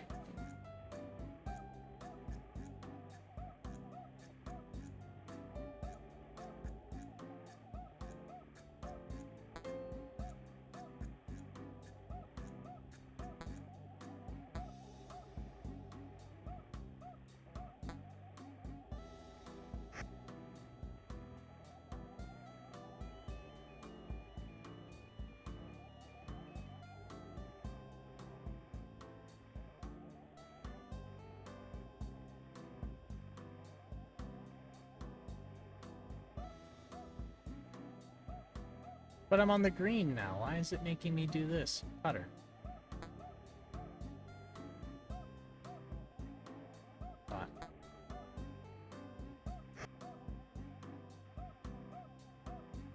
What the hell? You just cranked it.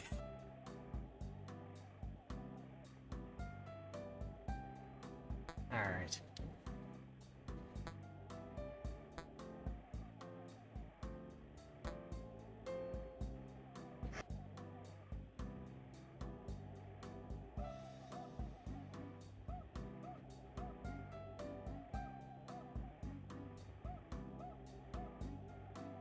It is just not registering the green.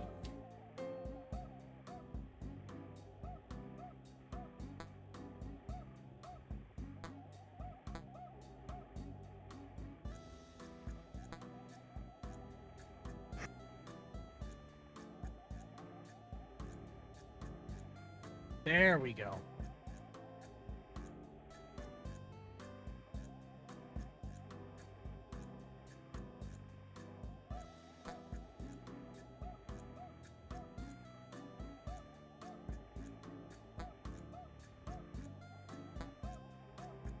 Bonk.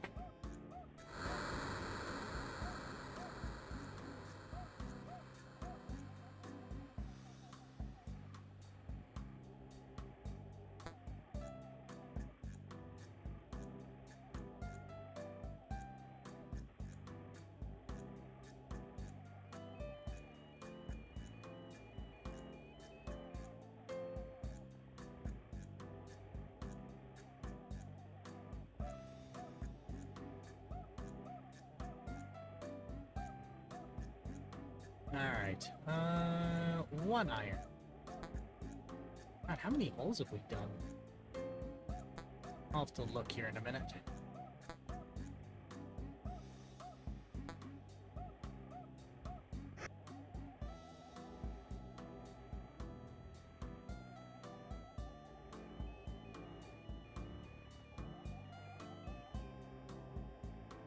Alright, let's see. This is hole 14, so we got 4 more. No, this is going alright.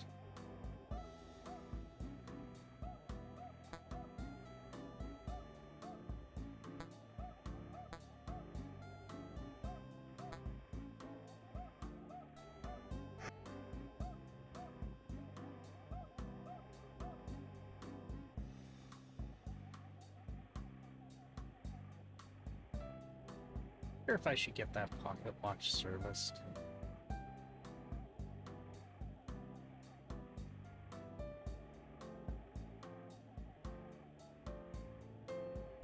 Mm, 4 iron.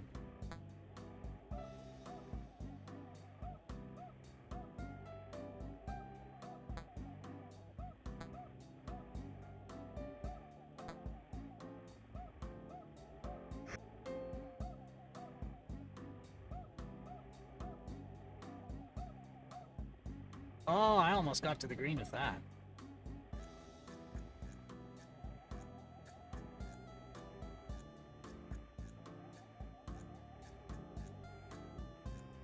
Sandwich.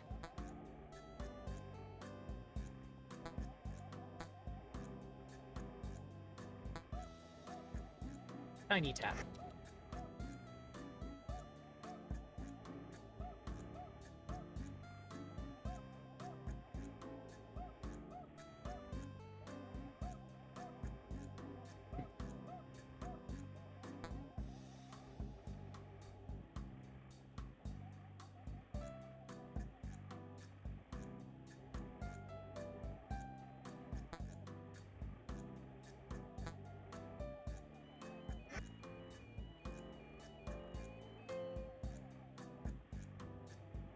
Boy, this readout, the readout for the slope is very, very heavy, because it's only saying, like, 1 of whatever arbitrary unit. But it seems like, what I think I've maybe just only seen 1 at any point in time, but it's a very strong slope.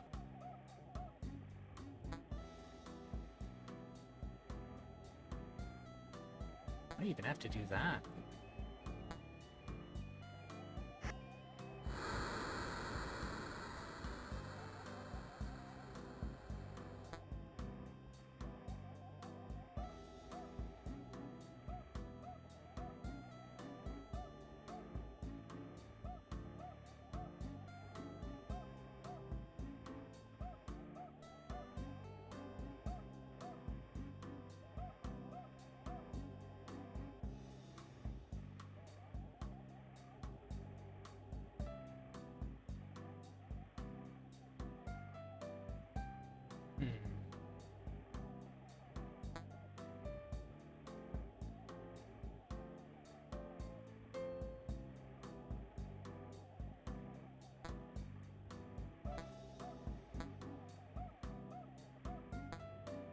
And Clubhouse.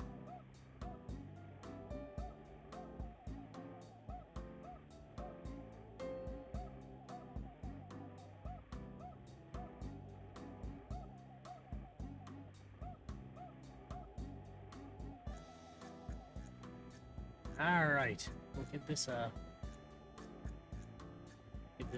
tap.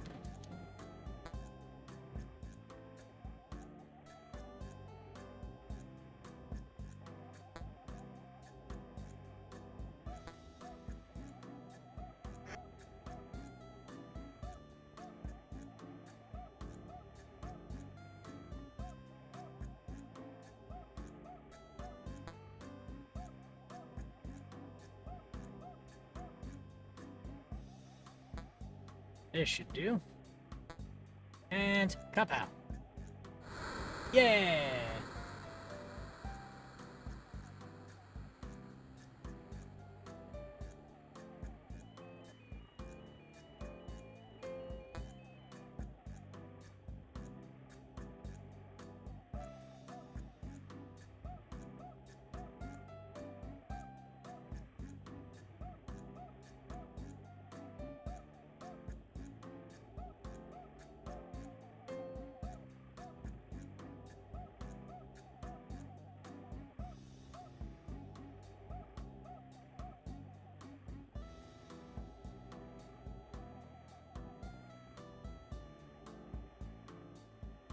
Alright, let's see. 2 more. Oh gee, we're gonna be... I think we're gonna be hitting the 3-hour mark once we're done this one. Let's see if we can... I'll have to think about this, whether I want to wrap it up early because of the long stream yesterday, or if I feel like a keener. I do kind of...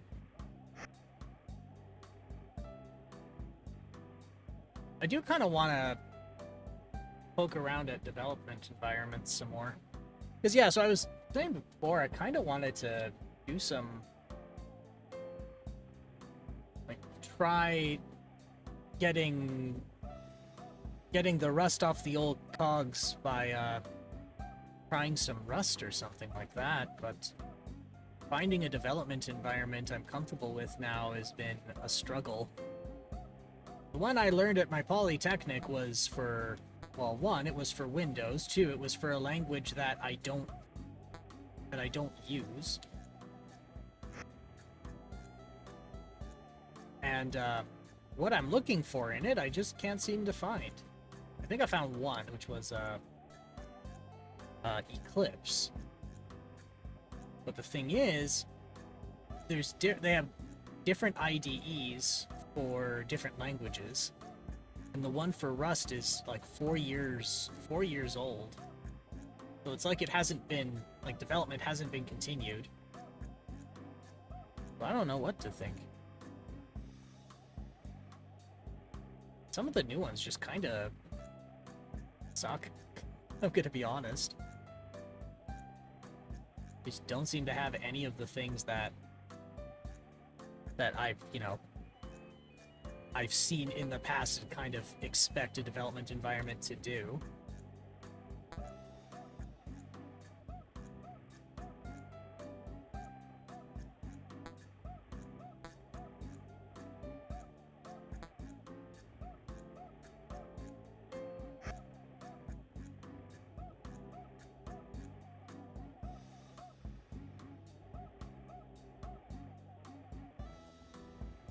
But yeah, I might, I've used Eclipse, but it was literally a decade plus ago. But can't imagine it hasn't gotten considerably better since then, or maybe not, now that IBM's not dumping money into it by the barrel full. Like, I never really got to use it. I knew of its existence, but, like, I never really had an excuse to use it. Now that I'm... Well, now... Actually, this is part of why I was late, because I ran the install, the installer froze, and how it froze was it placed a window on top of all other windows, didn't give it a window decoration, so I couldn't, like, control it or anything. And when I interacted with it and did what I needed to so it would go away, it just didn't. And so I was like, okay, well, maybe I'll wait it out. And then waiting it out didn't work, which you don't kill an installer halfway through an installation, because that's how you break shit. So I'm like, okay, I'll wait. And then I waited. And then I'm like, okay, I'm going to start poking at it to make it run. And then I poked at it and it wouldn't run. And then I'm like, okay, I'm going to kill it. Then I killed it, then I did damage control. And now, like, I'm gonna say a minute before I hit go live, I went to go launch it to see if it ran, and it didn't, so I have to investigate that. Admittedly, maybe that's a sign I shouldn't use it. But I'm not known for taking those kind of hints.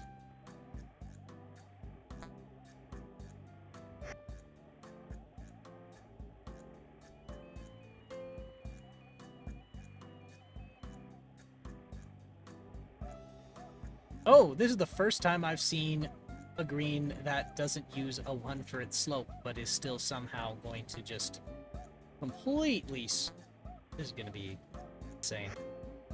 Gonna curve like a son of a bitch. Oh, there we go.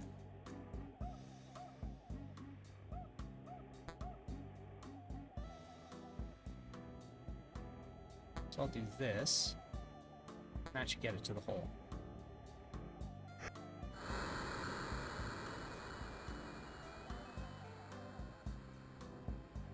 And then I tried Zed. And then Zed was weird. I think there's been a culture shift since I've... Honestly, I think there's been a culture shift in programming since I last did it, because I'm looking at Zed and I'm like, okay, how do I even start a project? Because there is no menu to start a project. I'm like, okay, well, how do I even create a file? I don't even see an option to make a file. So I look at the documentation and they're like, we don't have a menu. You have to issue commands. I'm like, well, why do you have a GUI then? The GUI isn't there. Like, it's almost like it was a formality. You can't make a file by going file new. You have to do a key combination and then send a command to make the new file. But they have a GUI. So what was the point? Was it to like make...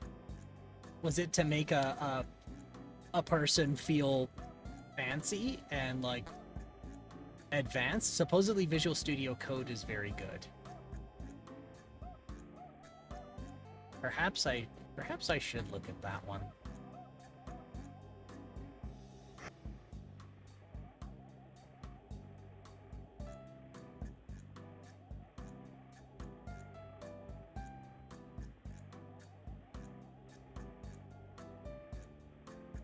I'm sure there's a Rust add-in for Visual Studio Code.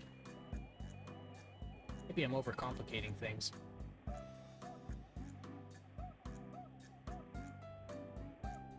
So I did use the, well, Visual Studio Code is open source, but I did use a fork of it that like that was like a really stripped down version, but I didn't really use it much farther than like seeing what it was like. But yeah, maybe I'll do it from there.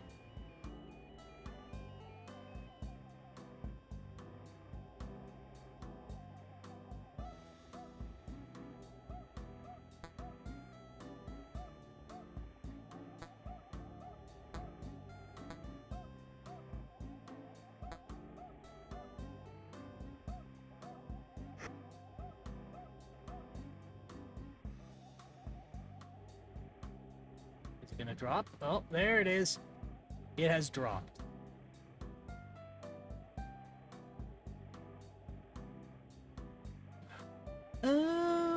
Okay, it's the 18th hole, and I finally understand this diagram. The diagram on the right-hand side. So, the left-hand side... Okay, so the course is divided into these, like... 1, 2, 3, 4, 5, 6, 7, 8, 9, 10, into deciles or deciles. So each decile can slope to the left, slope to the right, or be flat, or slope forward, or slope backward, or be flat.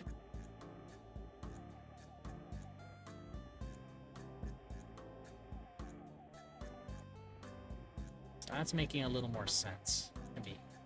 Which means this is gonna probably pull to the left, my left, when I do this. Teeny tiny tap.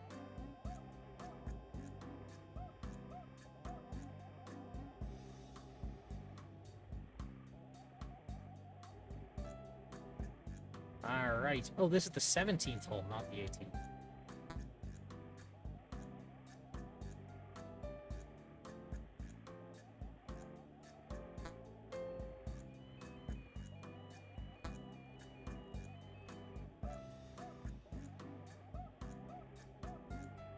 This should do. Until, maybe it won't, but we'll see.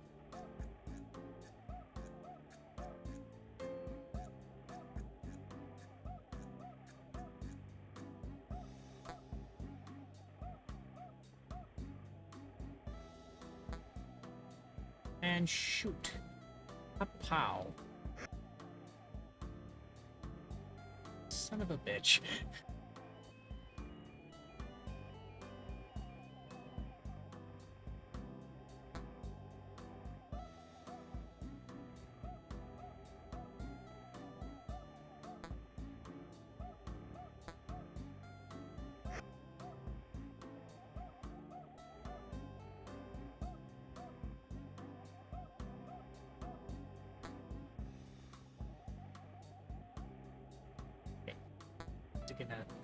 Is it gonna go in, or are we gonna have this struggle again? There we go.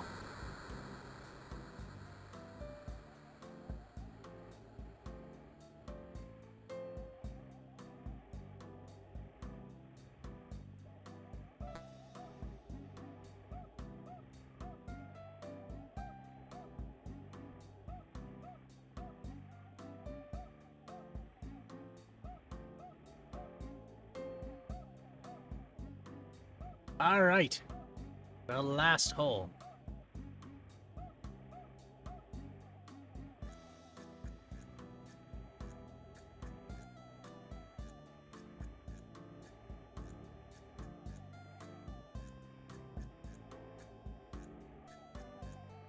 Let's use a 4-wood. Let's really goof this one, as is tradition.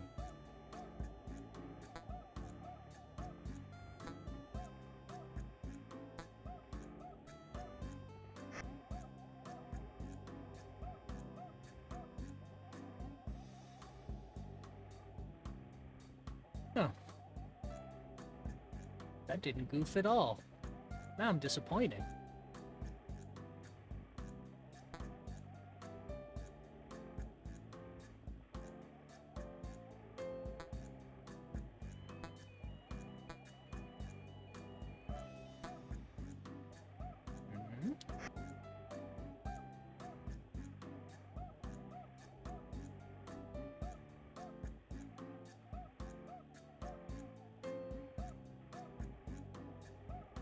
Wait, IBM with a very delayed reaction. IBM was pumping money into Eclipse?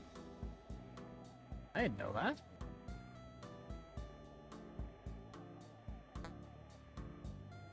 Absolutely tons of it for years.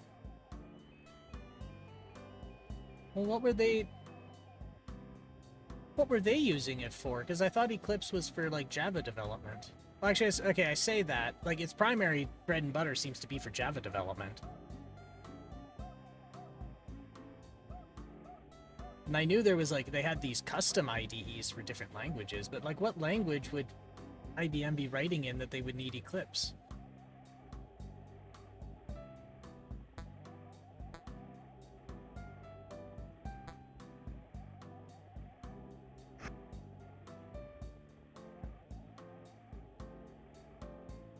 It replaced Visual Age, which was IBM's previous IDE, and had Java support as well. IBM uses Java extensively.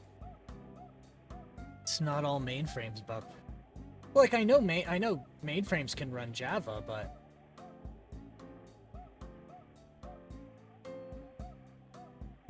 well,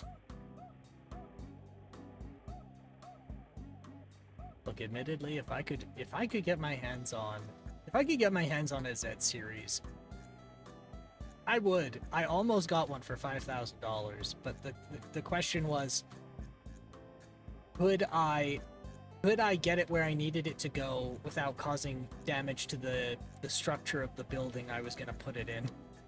And we concluded that I could not.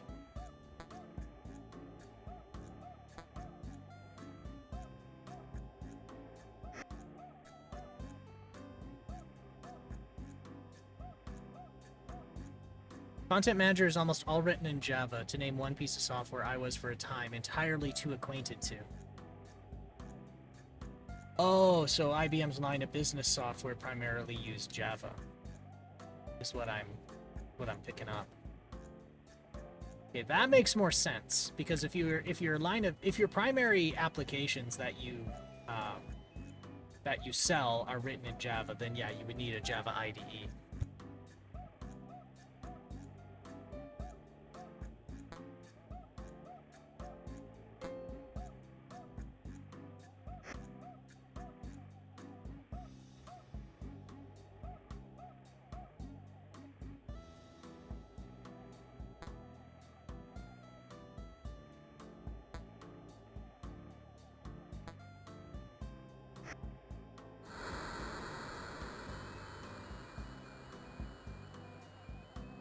Don't save. Insert program disk.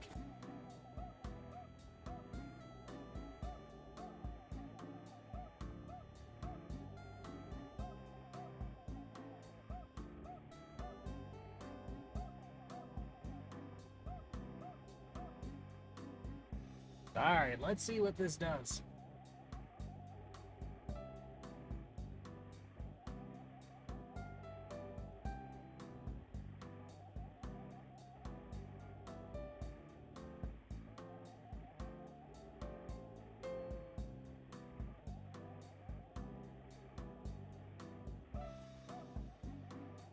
We'll let it load.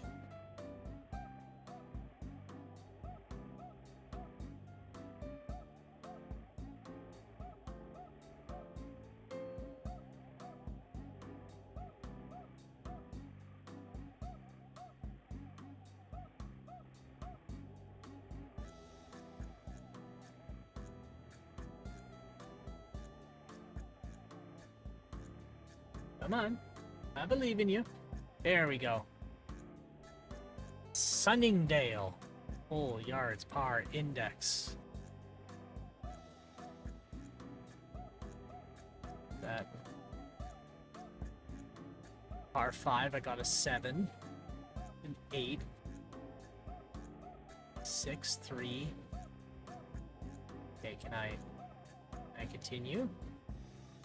Or did it? It'd be quite fitting if it froze right at the end. That'd be fitting.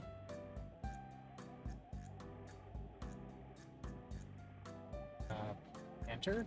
Space. F1.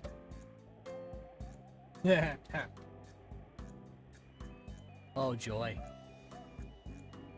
Oh, no, there we go. Oh, I just had to look up and down. Handicap 28, result 92.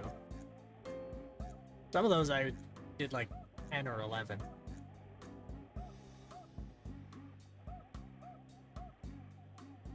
Save handicap? No. Yeah.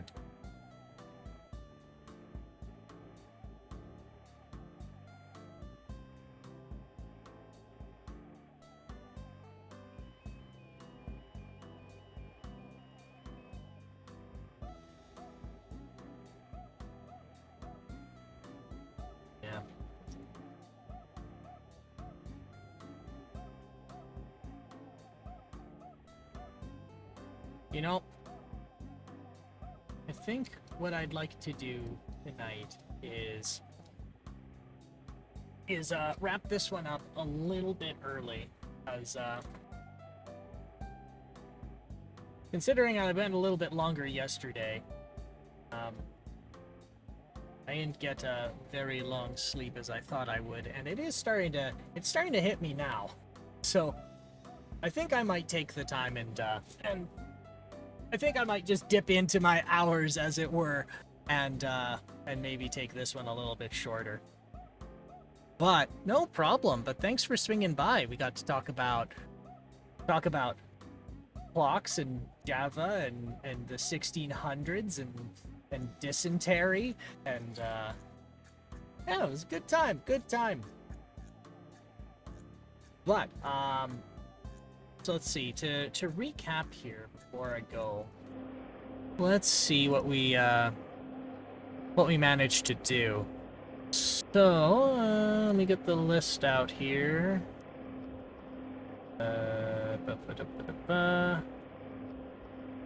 Okay. So two new. Okay, so this session we had a lot of repeats and a disqualification.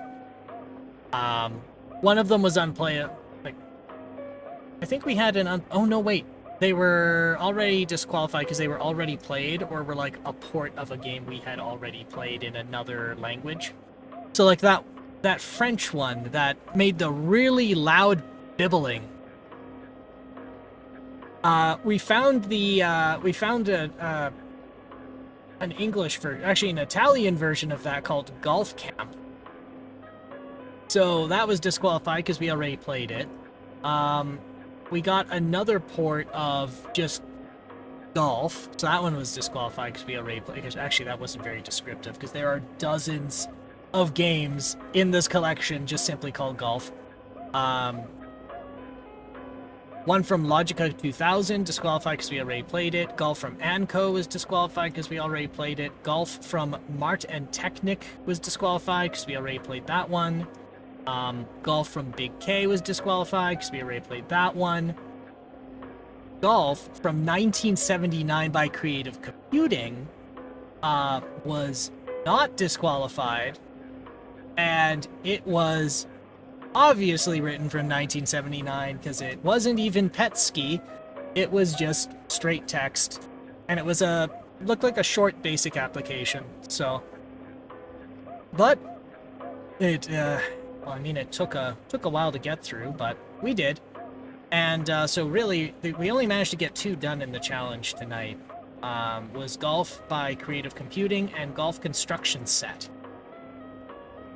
But I'm glad we did manage to get through Golf Construction Set, because honestly, that is, as it stands right now, I think that is one of my favorites. Just because it's pretty fleshed out, and I think anybody who's like played them before can go into this and has a good understanding of like what to do. They can pick it up and play it pretty easily. And it's got a lot of like bits and features in it I wasn't expecting, like an instant replay, which was really cool. Admittedly, though, I had a rough time at the beginning because it wasn't very clear. I misunderstood what the UI said, and I completely screwed that run, because at the start, when it was saying to select your clubs, the clubs it was asking me to select were the ones to not bring.